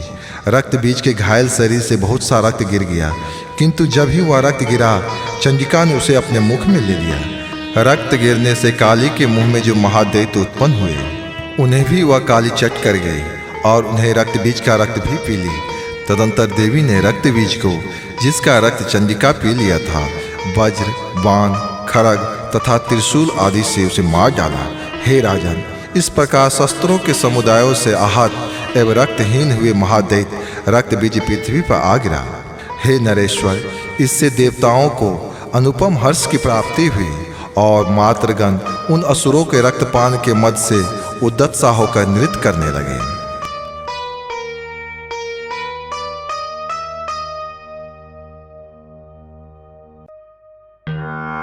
श्री दुर्गा सप्तशती नमो अध्याय। निशुंभ वध। राजन ने कहा, भगवान, आपने रक्त बीज के वध से संबंध रखने वाले देवी का चरित्र का यह कथा मुझे बताया। अब रक्त बीज के मारे जाने पर अत्यंत क्रोध में भरे हुए शुंभ और निशुंभ जो कर्म किया उसे मैं सुनना चाहता हूँ। ऋषि कहते हैं, राजन, युद्ध में रक्त बीज तथा अन्य दैत्यों के मारे जाने पर शुंभ और निशुंभ के क्रोध की सीमा न रही। अपनी विशाल सेना इस प्रकार मारी जाती देख निशुंभ देवी की ओर दौड़ा। उसके आगे पीछे बड़े बड़े असुर थे जो क्रोध से ओठ लपलपाते हुए देवी की ओर मार डालने के लिए आए। महापराक्रमी शुंभ भी अपनी सेना के साथ मात्र गणों से युद्ध करके चंडिका को मार डालने के लिए आ पहुंचा। तब देवी के साथ शुंभ और निशुंभ का घोर संग्राम छिड़ गया। वे दोनों दैत्य मेघों की भांति बाणों की वर्षा कर रहे थे। उन दोनों के चलाए हुए बाणों को चंडिका ने अपने बाणों से समूह से तुरंत काट डाला और शस्त्र समूहों की वर्षा करके उन दोनों दैत्य पतियों के अंगों में भी चोट पहुंचाई। निशुंभ ने तीखी तलवार और चमकती हुई ढाल लेकर देवी के श्रेष्ठ वाहन सिंह के मस्तक पर प्रहार किया। अपने वाहन को चोट पहुंचाने पर देवी ने अपने बाण से निशुंभ की श्रेष्ठ तलवार तुरंत ही काट डाली और उसकी ढालों को भी, जिसमें 8 चांद जरे हुए थे, उस ढाल को भी टुकड़े टुकड़े कर दिए। ढाल और तलवार को कट जाने पर उस असुर ने शक्ति चलाई, किंतु सामने आने पर देवी ने चक्र से उसके भी 2 टुकड़े कर दिए। अब तो निशुंभ क्रोध से जल उठा और उस दानव ने देवी को मारने के लिए शूल उठाया, किंतु देवी ने समीप आने पर उसे भी मुक्के से मारकर चूर चूर कर दिया। तब उसने गदा घुमाकर चंडिका के ऊपर चलाए, परंतु वह भी देवी के त्रिशूल से कटकर भस्म हो गई। तदंतर दैत्यराज निशुंभ को फरसा हाथ में लेकर आते देख देवी ने बाण समूहों से घायल कर धरती पर सुला दिया। उस भयंकर पराक्रमी भाई निशुंभ के धराशायी हो जाने पर शुंभ को बड़ा क्रोध हुआ और अंबिका का वध करने के लिए वह आगे बढ़ा। रथ पर बैठे बैठे ही उत्तम आयुधों से सुशोभित अपनी बड़ी बड़ी 8 अनुपम भुजाओं से समुच्च आकाश को ढककर वह अद्भुत शोभा पाने लगा। उसे आते देख देवी ने शंखनाद किया, साथ ही अपने घंटे के शब्द से, जो समस्त दैत्य सैनिकों का तेज नष्ट करने वाला था, संपूर्ण दिशाओं को व्याप्त कर दिया। तदंतर सिंह ने भी अपनी दहाड़ से, जिसे सुनकर बड़े बड़े गजराजों का महान मद दूर हो जाता था, आकाश, पृथ्वी और 10 दिशाओं को गुजा दिया। फिर काली ने आकाश में उछलकर अपने दोनों हाथों से पृथ्वी पर आघात किया। इससे ऐसा भयंकर शब्द हुआ जिससे पहले के सभी शब्द शांत हो गए हो। तत्पश्चात शिवदूती ने दैत्यों के लिए अमंगलजनक अट्टहास किया। इस शब्दों को सुनकर समस्त असुर थर्रा उठे, किंतु शुंभ को बड़ा क्रोध हुआ। उस समय देवी ने जब शुंभ को लक्ष्य करके कहा, अरे दुरात्मा, खड़ा रह, खड़ा रह, तभी आकाश में खड़े हुए देवता बोल उठे, जय हो, जय हो, माता की जय हो। शुंभ ने वहां आकर ज्वालाओं से युक्त अत्यंत भयानक शक्ति चलाई। अग्निमय पर्वत के समान आती हुई उस शक्ति को देवी ने बड़े भारी लुके से दूर हटा दिया। उस समय शुंभ के सिंहनाद से तीनों लोग गूंज उठे। राजन, उसकी प्रतिध्वनि से वज्रपात के समान भयानक शब्द हुआ, जिससे अन्य सब शब्दों को जीत लिया।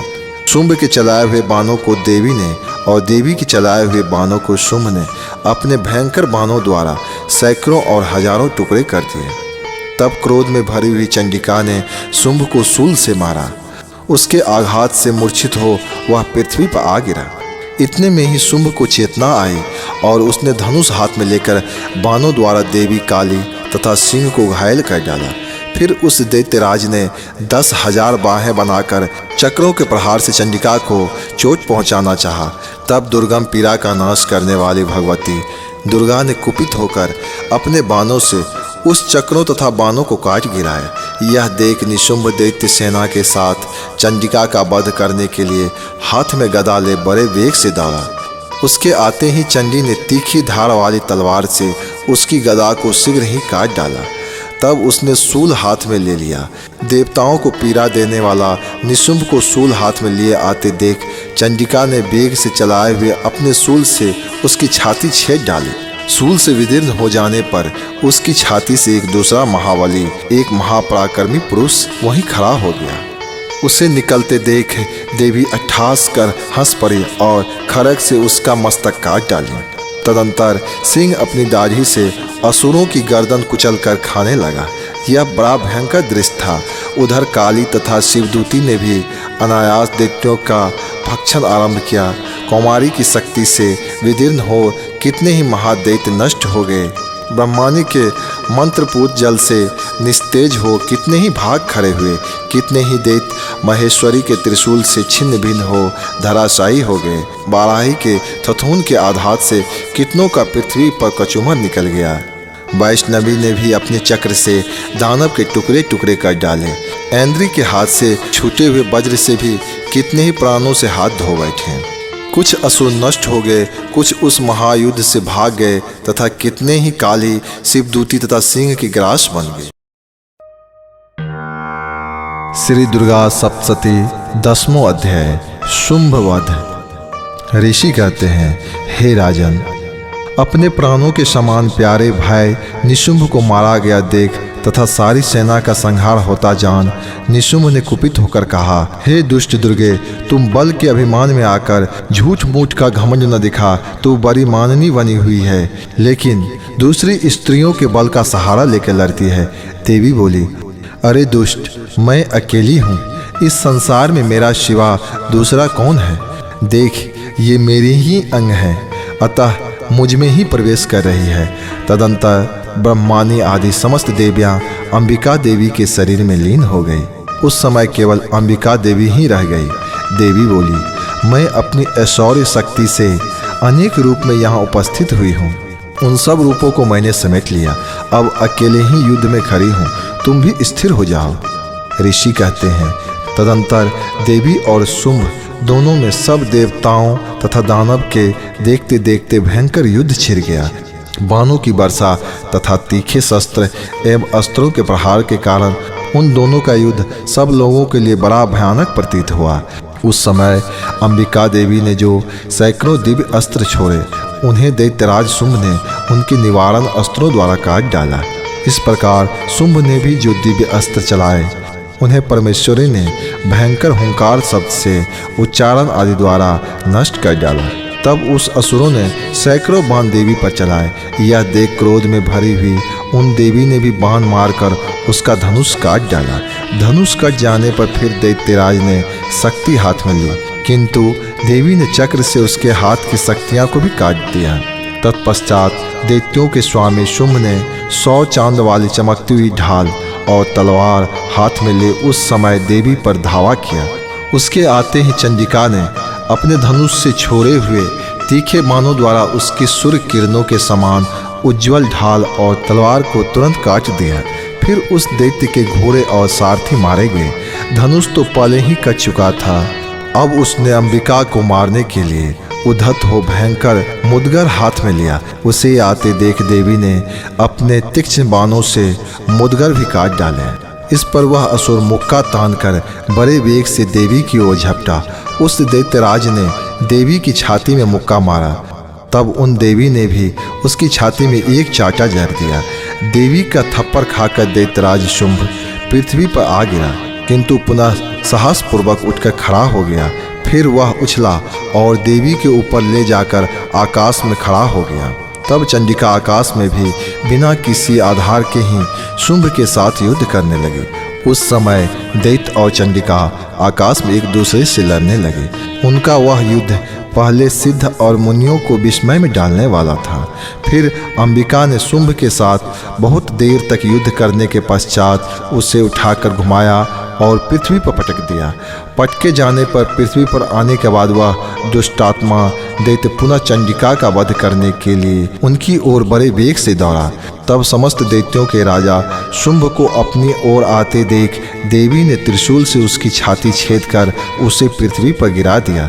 देवी के शूल की धार से घायल होने पर उसके प्राण पखेरु उड़ गए। तदंतर उस दुरात्मा के मारे जाने पर संपूर्ण जगत प्रसन्न एवं पूर्ण स्वस्थ हो गया तथा आकाश स्वच्छ दिखाई देने लगा। पहले तो उत्पात सूचक मेघ और उल्कापात होते थे, वे सब शांत हो गए तथा उन दैत्यों के मारे जाने पर नदियां भी ठीक मार्ग से बहने लगी। उस समय शुंभ की मृत्यु के बाद संपूर्ण देवताओं का हृदय हर्ष से भर गया और गंधर्वगण मधुर गीत गाने लगे। दूसरे गंधर्व बाजे बजाने लगे और अप्सराएं नृत्य करने लगी।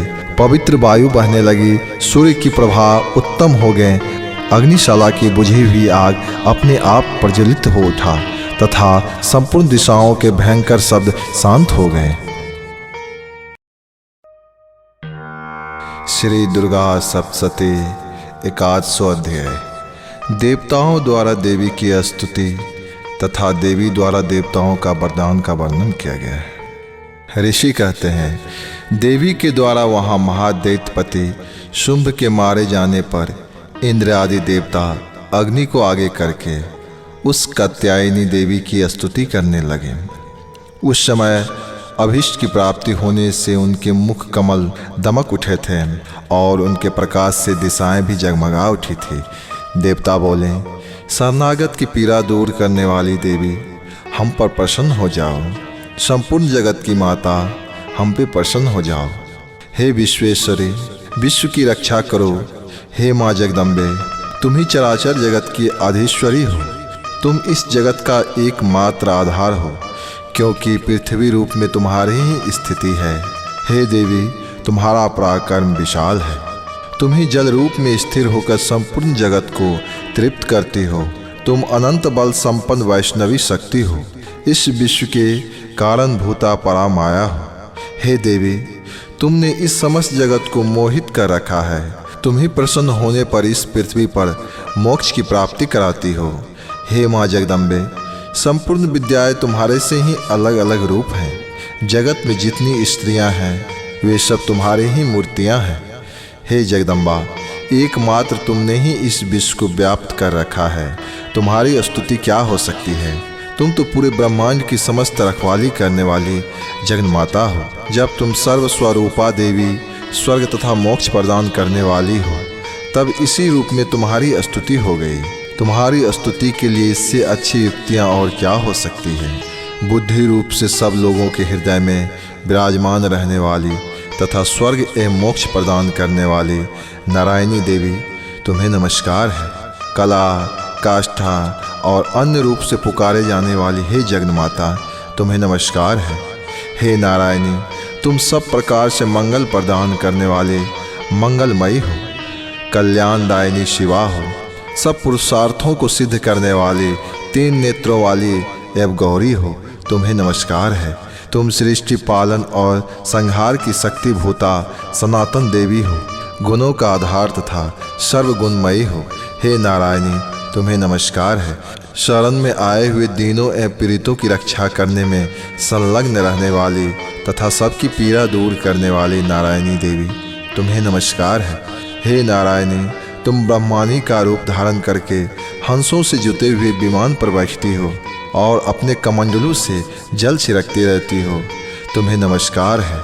माहेश्वरी रूप से त्रिशूल, चंद्रमा एवं सर्प को धारण करने वाली तथा महान वृषभ की पीठ पर बैठने वाली नारायणी देवी, तुम्हें नमस्कार है। मोरों और मयूरों से घिरी रहने वाली तथा महाशक्ति धारण करने वाली कुमारी रूप धारणी हे नारायणी, तुम्हें नमस्कार है। शंख, चक्र, गदा और शंख धनुष रूप से उत्तम आयुधों को धारण करने वाली वैष्णवी शक्ति रूपा नारायणी, तुम्हें नमस्कार है। तुम प्रसन्न हो जाओ।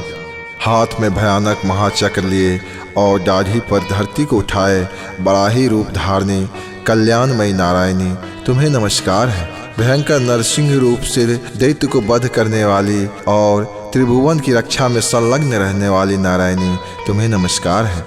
मस्तक पर किरीट और हाथ में महावज्र धारण करने वाली, सहस्त्र नेत्रों के कारण उद्दित दिखाई देने वाली और महासूर के प्राण हरने वाली इंद्र शक्ति रूपा नारायणी, तुम्हें नमस्कार है। शिवदूती रूप से दैत्यों की महती सेना का संहार करने वाली, भयंकर रूप धारण तथा विकट गर्जना करने वाली नारायणी, तुम्हें नमस्कार है। दाढ़ों के कारण विकराल मुख वाले, मुंडमाला से विभूषित मुंडमर्दने चामुंडा रूप नारायणी, तुम्हें नमस्कार है। लक्ष्मी, लज्जा, महाविद्या, श्रद्धा, पुष्टि, स्वधा, ध्रुवा, महारात्रि तथा महाअविद्या रूपा नारायणी, तुम्हें नमस्कार है।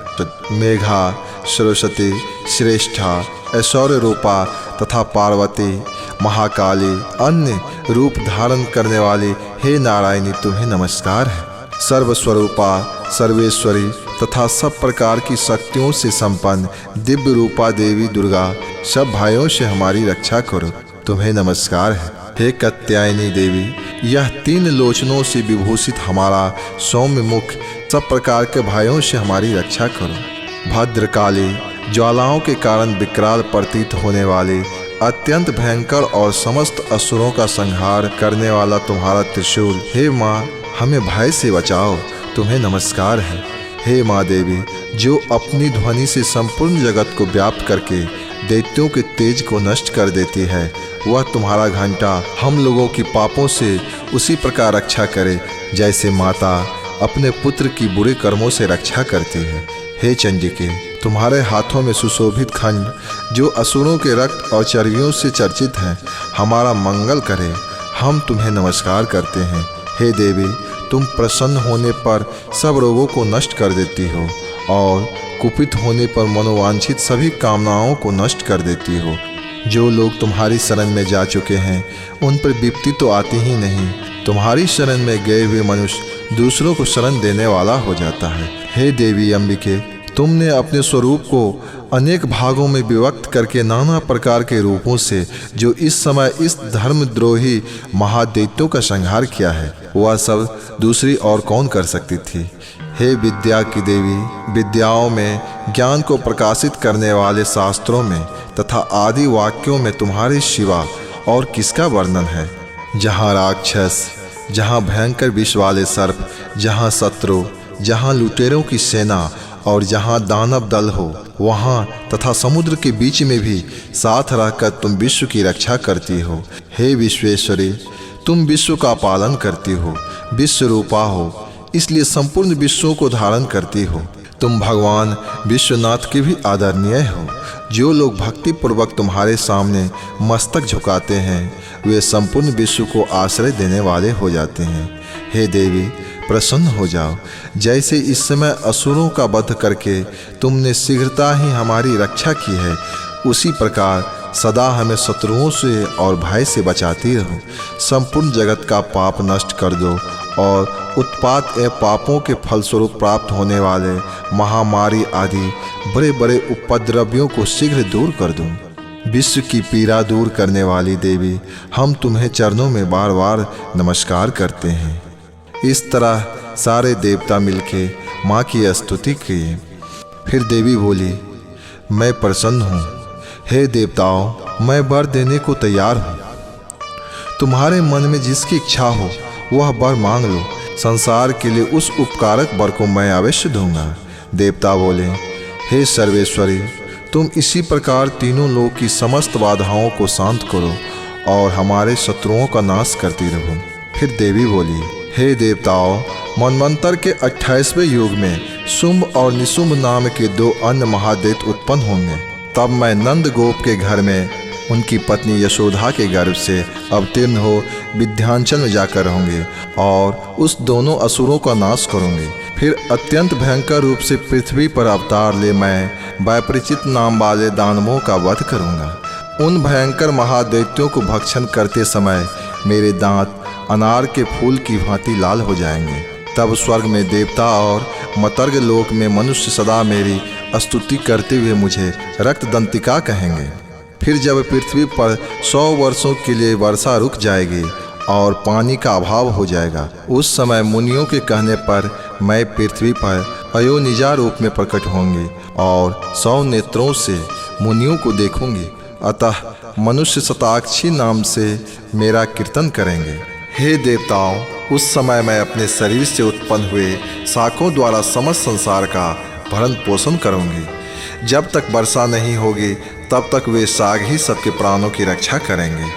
ऐसा करने के कारण पृथ्वी पर शाकंभरी के नाम से मेरी ख्याति होगी। उसी अवतार में मैं दुर्गम नामक महादैत्य का वध भी करूंगी। इससे मेरा नाम दुर्गा देवी के रूप में प्रसिद्ध होगा। फिर मैं जब भीम रूपा धारण करके मुनियों की रक्षा के लिए हिमालय पर रहने वाले राक्षसों का भक्षण करूंगी, उस समय सब मुनि भक्त नतमस्तक होकर मेरी स्तुति करेंगे। तब मेरा नाम भीमा देवी के रूप में ख्याति होगी। और जब अरुण नामक दैत्य तीनों लोकों में भारी उपद्रव मचाएगा, तब मैं तीनों लोकों का हित करने के लिए 6 पैरों से असंख्य ब्रह्मरोका रूप धारण करके उस महादैत्य का वध करूंगी। उस समय सब लोग भ्रामरी के नाम से मेरी चारों ओर स्तुति करेंगे। हे देवताओं, इस प्रकार जब जब संसार में दानवी बाधा उपस्थित होगी, तब तब अवतार लेकर मैं शत्रुओं का संहार करूंगी। दुर्गा सप्तशती द्वादशो अध्याय। इसके पाठ मात्र से ही अन्य सारी कष्ट दूर हो जाती है। जगत रूपी कल्याणी माता ने कहा, मेरे महात्मा का श्रवण करने वाले पुरुष के शत्रु नष्ट हो जाते हैं, उन्हें कल्याण की प्राप्ति होती है तथा उनका कुल आनंदित रहता है। सर्वत्र शांति कर्म में बुरे स्वप्न दिखाई देने वाले तथा ग्रह जनित भयंकर पीड़ा उपस्थित होने पर मेरा यह महात्मा श्रवण करना चाहिए। इससे सब विघ्न तथा भयंकर ग्रह पीड़ा शांत हो जाती है और मनुष्यों द्वारा देखा हुआ दुस्वप्न शुभ स्वप्न में परिवर्तित हो जाता है। बाल ग्रहों से आक्रांत हुए बालकों के लिए यह महात्मा शांति कारक है तथा मनुष्यों के संगठन में फूट होने पर यह अच्छी प्रकार मित्रता कराने वाला होता है। यह महात्मा समस्त दुराचारियों के बल का नाश कराने वाला है। मैं 3 नेत्रों वाली दुर्गा देवी का ध्यान करता हूँ। उनके श्री अंगों की प्रभा बिजली के समान है।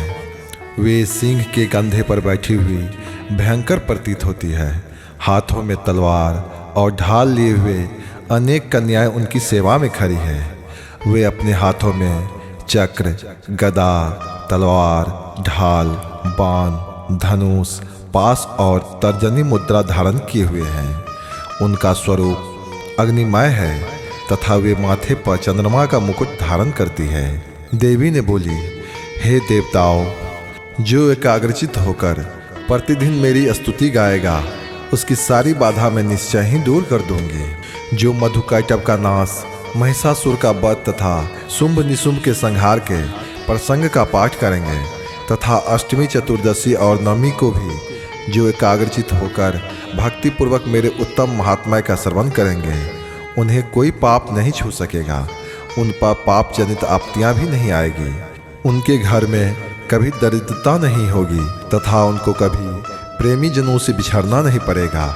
इतना ही नहीं, उन्हें शत्रु से, लुटेरों से, राजा से, शस्त्र से, अग्नि से तथा जल की राशि से भी कभी भय नहीं होगी। इसीलिए सबको एकाग्रचित होकर भक्तिपूर्वक मेरे इस महात्मा को सदा पाठ करना चाहिए और सुनना भी चाहिए। यह परम कल्याणमय है। मेरा महात्मा महामारी जनित समस्त उपद्रवों तथा आध्यात्मिक आदि तीनों प्रकार के उत्पातों को नाश करने वाली है। मेरे जिस मंदिर में प्रतिदिन विधि पूर्वक इस महात्मा का पाठ होता है, उस स्थान को मैं कभी नहीं छोड़ती। वहाँ सदा ही मेरा निवास बना हुआ रहता है। बलिदान, पूजा, होम तथा महोत्सव के अवसरों पर मेरे इस चरित्र का पूरा पाठ और श्रवण करना चाहिए। ऐसा करने पर मनुष्य विधि को जानकर या बिना जाने भी मेरे लिए जो बलि, पूजा या होम आदि करेगा, उसे मैं बड़ी प्रसन्नता से ग्रहण करूंगी। शरत काल में जो वार्षिक महापूजा की जाती है, उस अवसर पर जो मेरे इस महात्मा को भक्ति पूर्वक सुनेगा, वह मनुष्य मेरे प्रसाद से सब बाधाओं से मुक्त तथा धन, धान एवं पुत्र से संपन्न होगा। इसमें तनिक भी संदेह नहीं है। मेरे इस प्रादुर्भाव की सुंदर कथाएं तथा युद्ध में किए हुए मेरे पराक्रम सुनने से मनुष्य निर्भय हो जाता है। मेरे महात्मा का श्रवण करने वाले पुरुष के शत्रु नष्ट हो जाते हैं, उन्हें कल्याण की प्राप्ति होती है तथा उनका कुल आनंदित रहता है। सर्वत्र शांति कर्म में बुरे स्वप्न दिखाई देने वाले तथा ग्रह जनित भयंकर पीड़ा उपस्थित होने पर मेरा यह महात्मा श्रवण करना चाहिए। इससे सब विघ्न तथा भयंकर ग्रह पीड़ा शांत हो जाती है और मनुष्यों द्वारा देखा हुआ दुस्वप्न शुभ स्वप्न में परिवर्तित हो जाता है। बाल ग्रहों से आक्रांत हुए बालकों के लिए यह महात्म्य शांति कारक है तथा मनुष्यों के संगठन में फूट होने पर यह अच्छी प्रकार मित्रता कराने वाला होता है। यह महात्म्य समस्त दुराचारियों के बल का नाश कराने वाला है। इसके पाठ मात्र से ही अन्य सारी कष्ट दूर हो जाती है। मेरा यह सब महात्म्य मेरे समीप की प्राप्ति करने वाला है। पशु, पुष्प, अर्घ्य, धूप, दीप, गंध आदि उत्तम सामग्रियों द्वारा पूजन करने से, ब्राह्मणों को भोजन कराने से, होम करने से, प्रतिदिन अभिषेक करने से, नाना प्रकार के अन्य भोगों का अर्पण करने से तथा दान देने से 1 वर्ष तक जो मेरी आराधना की जाती है और उससे मुझे जितनी प्रसन्नता होती है उतनी ही प्रसन्नता मेरे इस उत्तम चरित्र का एक बार श्रवण करने मात्र से होती है। यह महात्म्य श्रवण करने पर पापों को हर लेता है और आरोग्य प्रदान करता है। मेरे प्रादुर्भाव का कीर्तन समस्त भूतों से रक्षा करता है तथा मेरे युद्ध विषय का चरित्र दुष्ट दैत्यों का संहार करने वाला है। इसके श्रवण करने पर मनुष्यों को शत्रु का भय नहीं रहता। हे देवताओं, तुमने और ब्रह्म ऋषियों ने जो मेरी स्तुति की है तथा ब्रह्मा जी ने जो स्तुतियाँ गाई है वे सभी कल्याणमयी बुद्धि प्रदान करती है। वन में, शून्य मार्ग में अथवा दानव से घिर जाने पर, निर्जन स्थान में लुटेरों के दाव में पड़ जाने पर या शत्रुओं से पकड़े जाने पर, जंगलों में सिंह, बाघ या जंगली हाथियों को पीछा करने पर, कुपित राजा के आदेश से वध या बंधन के स्थान में ले जाने पर अथवा महासागर नाव पर बैठने के बाद भारी तूफान से नाव के डगमग होने पर और अत्यंत भयंकर युद्धों में शस्त्रों का प्रहार करने पर अथवा देवना से प्रीत होने पर, बहुत सी भयानक बाधाओं को उपस्थित होने पर जो मेरे इस चरित्र का स्मरण करता है वह मनुष्य संकट से मुक्त हो जाता है। मेरे प्रभाव से सिंह आदि हिंसक जंतु नष्ट हो जाते हैं तथा लुटेरे और शत्रु भी मेरे चरित्र का स्मरण करने वाले पुरुष से दूर भागते हैं। यूं कहकर प्रचंड पराक्रम वाली भगवती चंडिका सब देवताओं को देखते ही देखते अंतर्ध्यान हो गई। फिर समस्त देवता भी शत्रुओं के मारे जाने से निर्भय होकर पहले की भांति यज्ञ भाग का उपभोग करते हुए अपने अपने अधिकार का पालन करने लगे। संसार का विध्वंस करने वाले महाभयंकर अतुल पराक्रमी देव शत्रु शुंभ तथा महाबली निशुंभ के युद्ध में देवी द्वारा मारे जाने पर शेष दैत्य पाताल लोक में चले गए। हे राजन, इस प्रकार भगवती जगदम्बिका देवी नित्य होती है और पुनः पुनः प्रकट होकर जगत की रक्षा करती है। वे ही इस विश्व को मोहित करती है और वे ही जगत को जन्म देती है तथा वे ही प्रार्थना करने पर संतुष्ट होकर विज्ञान समृद्धि प्रदान करती है। हे राजन, महाप्रलय काल के समय महामारी का रूप धारण करने वाली वे महाकाली ही इस समस्त ब्रह्मांड में व्याप्त है। वे ही समय समय पर महामारी होती हैं और वे ही स्वयं अजन्मा होती है, सृष्टि के रूप में प्रकट होती है। वे सनातन देवी ही समय अनुसार संपूर्ण भूतों की रक्षा करती है। मनुष्यों के अभ्युदय के समय वे ही घर में लक्ष्मी के रूप में स्थिर हो उन्नति प्रदान करती है और वे ही अभय के समय दरिद्रता बनकर विनाश का कारण होती है।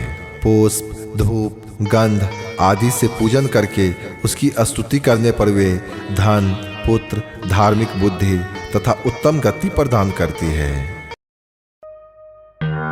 दुर्गा सप्तशती तृतीय अध्याय। ऋषि कहते हैं, हे राजन, इस प्रकार मैंने तुमसे देवी के उत्तम महात्म का वर्णन किया है जो इस जगत को धारण करती है। उन देवी का ऐसा ही प्रभाव है। वे ही विद्या ज्ञान उत्पन्न करती है। भगवान विष्णु की महास्वरूपा उन भगवती के द्वारा ही तुम और ये वैश्य तथा अन्य विवेकी जन सब मोहित होते हैं, मोहित हुए हैं तथा आगे भी मोहित होते रहेंगे। हे महाराज, तुम उन्हीं परमेश्वरी की शरण में जाओ। आराधना करने पर वे ही मनुष्यों को भोग, स्वर्ग तथा मोक्ष प्रदान करती है। मार्कंडेय जी कहते हैं, मेघा मुनि की ये वचन सुनकर राजा सूरत ने उत्तम व्रत का पालन करने वाले उन महाभाग महर्षि को प्रणाम किया। वे अत्यंत ममता और राजहरण होने से बहुत खिन्न हो चुके थे। हे महामुने, इसीलिए विरक्त होकर वे राजा तथा वैश्य तत्काल तपस्या को चले गए और वे जगदम्बा के दर्शन के लिए नदी के तट पर रहकर तपस्या करने लगे। वे वैश्य उत्तम देवी की स्तुति का जाप करते हुए तपस्या में प्रवृत्त हुए। वे दोनों नदी के तट पर देवी की मिट्टी की मूर्ति बनाकर तथा पुष्प, धूप और हवन आदि के द्वारा उनकी आराधना करने लगे। उन्होंने पहले तो आहार को धीरे धीरे कम किया, फिर बिल्कुल निराहार होकर देवी में मन लगाए हुए एकाग्रता पूर्वक उनका चिंतन आरंभ किया। वे दोनों अपने शरीर के रक्त से प्रोक्षित बलि देते हुए लगातार 3 वर्ष तक संयम पूर्वक आराधना करते रहे। इस पर प्रसन्न होकर जगत को धारण करने वाली चंडिका देवी ने प्रत्यक्ष दर्शन देकर कहा। देवी बोली, हे राजन तथा अपने कुल को आनंदित करने वाले वैश्य, तुम लोग जिस वस्तु की अभिलाषा रखते हो वह मुझसे मांगो, मैं संतुष्ट हूँ। मैं तुम्हें वो सारी इच्छाएं पूरी करूंगी। मार्कंडेय जी कहते हैं, तब राजा ने दूसरे जन्मों में नष्ट न होने वाला राज्य मांगा तथा इस जन्म में भी शत्रुओं की सेना को बलपूर्वक नष्ट करके पुनः अपना राज्य प्राप्त कर लेने का वरदान मांगा। वैश्य का चित्त संसार की ओर से खिन्न एवं विरक्त हो चुका था। वे बड़े बुद्धिमान थे। उस समय उन्होंने तो ममता और अहंता रूप आसक्ति का नाश करने वाला ज्ञान मांगा। देवी बोली, राजन तुम थोड़े ही दिनों में शत्रुओं को मारकर अपना राज्य प्राप्त कर लोगे। अब वहां तुम्हारा राज्य स्थिर रहेगा। फिर मृत्यु के पश्चात तुम भगवान सूर्य के अंश से जन्म लेकर इस पृथ्वी पर सार्वजनिक मनु के नाम से विख्यात होंगे। हे वैश्वर, तुमने भी जिस वर को मुझसे प्राप्त करने की इच्छा की है उसे देती हूँ। तुम्हें मोक्ष के लिए ज्ञान प्राप्त होगा। मार्कंडेय जी कहते हैं, इस प्रकार उन दोनों को मनोवांछित वरदान देकर तथा उनके द्वारा भक्ति पूर्वक अपनी स्तुति सुनकर देवी अंबिका तत्काल अंतर्ध्यान हो गई। इस तरह देवी से वरदान पाकर क्षत्रियों में श्रेष्ठ सूरत सूर्य से जन्म लेकर सार्वजनिक नामक मनु होंगे।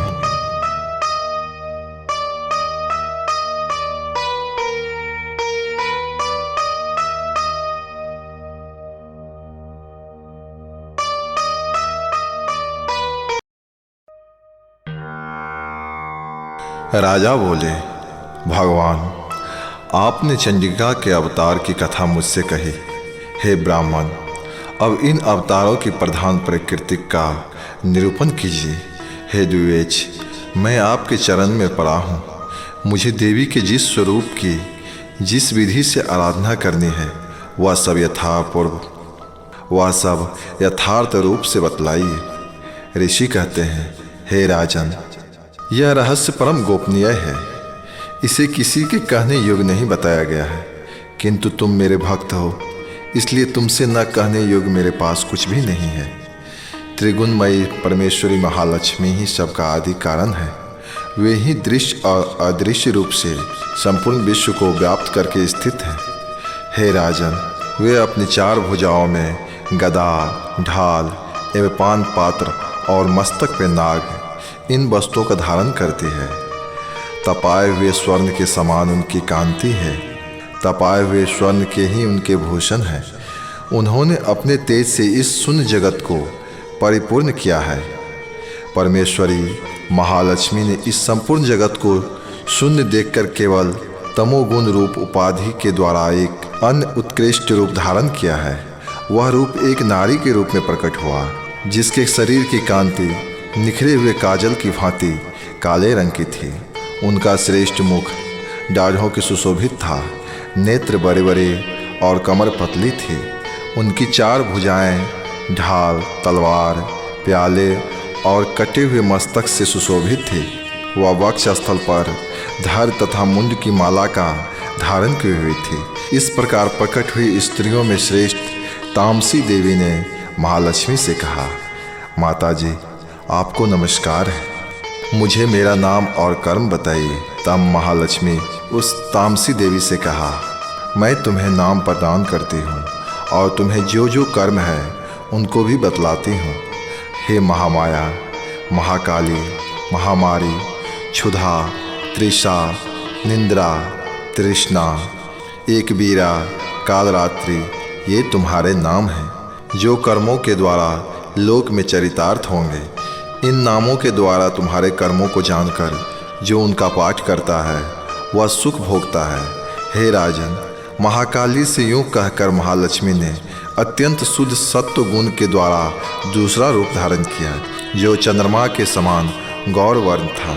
वह श्रेष्ठ नारी अपने हाथों में अक्षमाला, अंकुश, बीना तथा पुस्तक धारण किए हुए थी।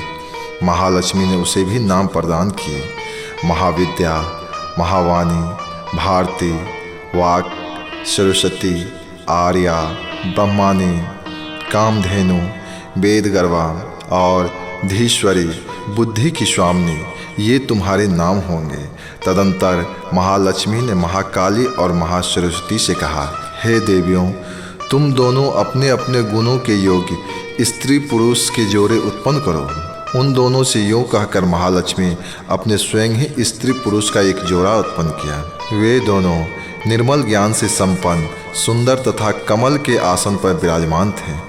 उनमें से एक स्त्री थी और दूसरा पुरुष था। तत्पश्चात माता महालक्ष्मी ने पुरुषों को ब्राह्मण, विधे, वृंच तथा धातः इस प्रकार संबोधित किया और स्त्री को श्री, श्री, पगझा, कमला, लक्ष्मी इत्यादि नाम से पुकारा। इसके बाद महाकाली और महासरस्वती ने भी एक एक जोड़ा उत्पन्न किया। इसके भी रूप और नाम मैं तुम्हें बतलाता हूँ।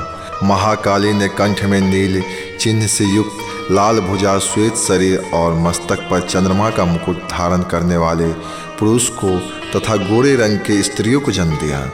वह पुरुष रुद्र, शंकर और त्रिलोचन के नाम से प्रसिद्ध हुआ तथा स्त्री को त्रयी, विद्या, कामधेनु, भाषा, अक्षरा और स्वरा के नाम से हुए। हे राजन, महासरस्वती ने गोरे रंग की स्त्री और श्याम रंग के पुरुष को प्रकट किया। उन दोनों के नाम भी मैं तुम्हें बताता हूँ।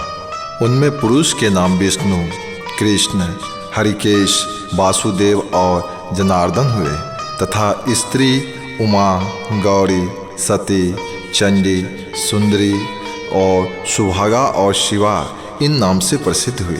इस प्रकार तीनों युवतियाँ ही तत्काल पुरुष को प्राप्त हुई। इस बातों को ज्ञान नेत्र वाले लोग ही समझ सकते हैं, दूसरे अज्ञानी जन इस रहस्य को नहीं जान सकते।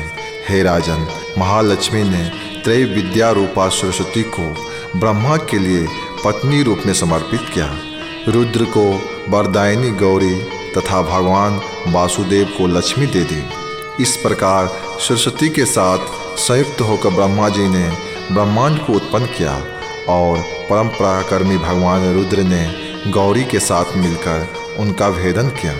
हे राजन, उस ब्रह्मांड में प्रधान कार्य समूह पंचमहाभूत स्थावर चग्म रूप जगत की उत्पत्ति हुई। फिर लक्ष्मी के साथ भगवान विष्णु ने उस जगत का पालन पोषण किया और प्रलय काल में गौरी के साथ महेश्वर ने उस संपूर्ण जगत का संहार किया। हे राजन, महालक्ष्मी ही अधीश्वरी है, वे ही निराकार और संसार रूप में रहकर नाना प्रकार के नाम धारण करती है। क्षमा प्रार्थना में परमेश्वरी को इस तरह से आप प्रार्थना करें और बोले, हे परमेश्वरी, मेरे द्वारा रात दिन सहस्त्रों अपराध होते रहते हैं। यह मेरा दास है, ये समझकर मेरे उन अपराधों को आप कृपापूर्वक क्षमा करें। हे माता, हे परमेश्वरी, मैं आवाहन नहीं जानता, विसर्जन भी नहीं जानता। न तो मैं आवाहन, न ही मैं विसर्जन, मैं कुछ भी नहीं जानता। न तो पूजा करने की ढंग मुझे आती। हे माते, मुझे क्षमा करो। हे देवी, हे परमेश्वरी, मैंने जो मंत्रहीन, क्रियाहीन और भक्तिहीन पूजा किया है, वह सब आपकी कृपा से पूर्ण हो।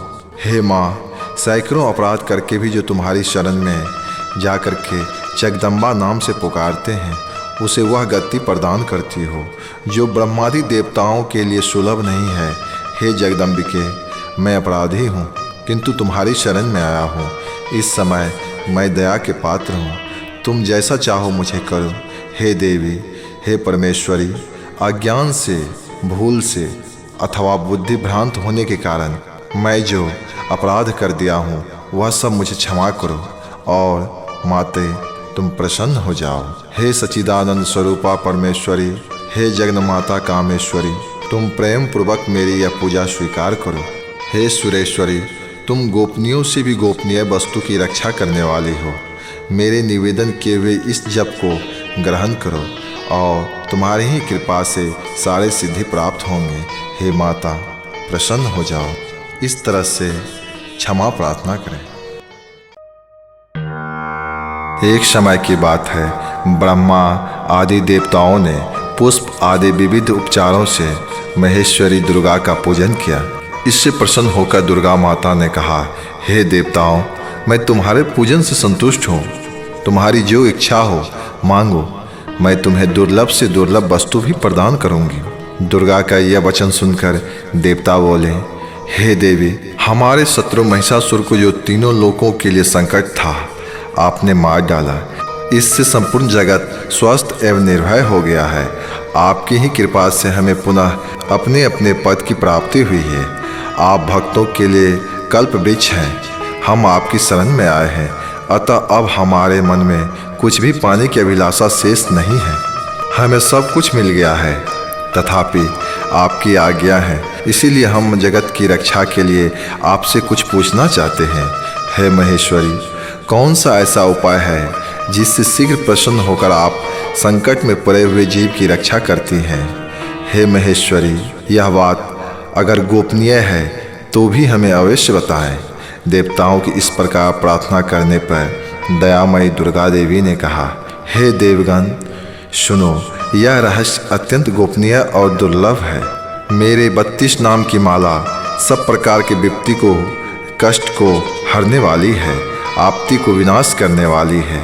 तीनों लोक में इसके समान दूसरी कोई स्तुति नहीं है। यह रहस्य रूप है, इसे बतलाती हूँ, सुनो। दुर्गा, दुर्गार्थ शमने, दुर्गा पद निवारणी, दुर्ग मच्छेदनी, दुर्ग साधनी, दुर्ग नाशनी, दुर्गतो द्वारनी, दुर्ग निहंत्री, दुर्ग माफा, दुर्ग मज्ञानदा, दुर्ग दैत्यलोक दवानला, दुर्गा माँ, दुर्ग माँ लोका, दुर्ग मात स्वरूपनी, दुर्ग मार्ग प्रदा, दुर्गम विद्या, दुर्ग माश्रिता, दुर्ग मज्ञान संस्थाना, दुर्ग मध्यान्ह भाषणी, दुर्ग मोहा, दुर्ग मगा, दुर्ग मार्थ स्वरूपनी, दुर्ग माशूर सहंत्री, दुर्ग मायुध धारणी, दुर्ग मांगी, दुर्ग मता, दुर्ग मया और दुर्गमेश्वरी, दुर्ग भीमा, दुर्ग भावा, दुर्ग भा, दुर्ग दारणी। जो मनुष्य इस दुर्गा की नाम माला का पाठ करता है, वह निस्संदेह सब प्रकार के भय से मुक्त हो जाता है। कोई शत्रु से पीड़ित हो अथवा बंधनों में पड़ा हो, इस 32 नाम वाले पाठ मात्र से संकट से छुटकारा पा लेता है। इसमें तनिक भी संदेह के लिए स्थान नहीं है। यदि राजा क्रोध में भरकर वध के लिए अथवा किसी कठोर दंड के लिए आज्ञा दे, या युद्ध में शत्रुओं द्वारा मनुष्य घिर जाए, अथवा वन में हिंसक पशु जंतुओं के चंगुल में फंस जाए, तो इस 32 नाम वाले का 108 बार मंत्र का जाप करें। विपत्ति के समय इसके समान भयनाशक उपाय दूसरा और कोई नहीं है। हे देवगण, इस नाम माला का पाठ करने वाले मनुष्य कभी भी कोई हानि नहीं होती। नास्तिक और सठ मनुष्य को इसका उद्देश्य नहीं देना चाहिए। जो भारी विपत्तियों में पड़ने पर भी इस नाम वाली 1000, 10,000 अथवा लाख बार पाठ स्वयं करता हो या ब्राह्मणों से करवाता हो, वह सब प्रकार की विपत्तियों से मुक्त हो जाता है। सिद्ध अग्नि में मधु मिश्रित सफ़ेद तिल से इस नाम से लाख बार हवन करे तो मनुष्य सब विपत्तियों से छूट जाता है। इस नाम माला का पाठ करने से मनुष्य इसके द्वारा संपूर्ण कार्य सिद्ध कर लेता है। मेरी सुंदर मिट्टी की अष्टभुजा मूर्ति बनाए। 8 भुजाओं में क्रमशः गदा, खड़ग, त्रिशूल, बाण, धनुष, कमल, खेट, ढाल और मुदगर धारण करवाए। मूर्ति के मस्तक में चंद्रमा का चिन्ह हो, उसके 3 नेत्र हो, उसे लाल वस्त्र पहनाया गया हो और वह सिंह के कंधे पर सवार हो और शूल से महिषासुर का वध करती हो। इस प्रकार की प्रतिमा बनाकर नाना प्रकार की सामग्रियों से भक्ति पूर्वक मेरा पूजन करें और मेरे उक्त नामों से लाल कनेर के फूल चढ़ाते हुए 100 बार पूजा करें और मंत्र जाप करते हुए हवन करें। भांति भांति के उत्तम पदार्थ भोग लगाएं। इस प्रकार करने से मनुष्य असाध्य कार्यों को भी सिद्ध कर लेगा। जो मानव प्रतिदिन मेरा भजन करता है, वह कभी भी विपत्ति में नहीं पड़ता।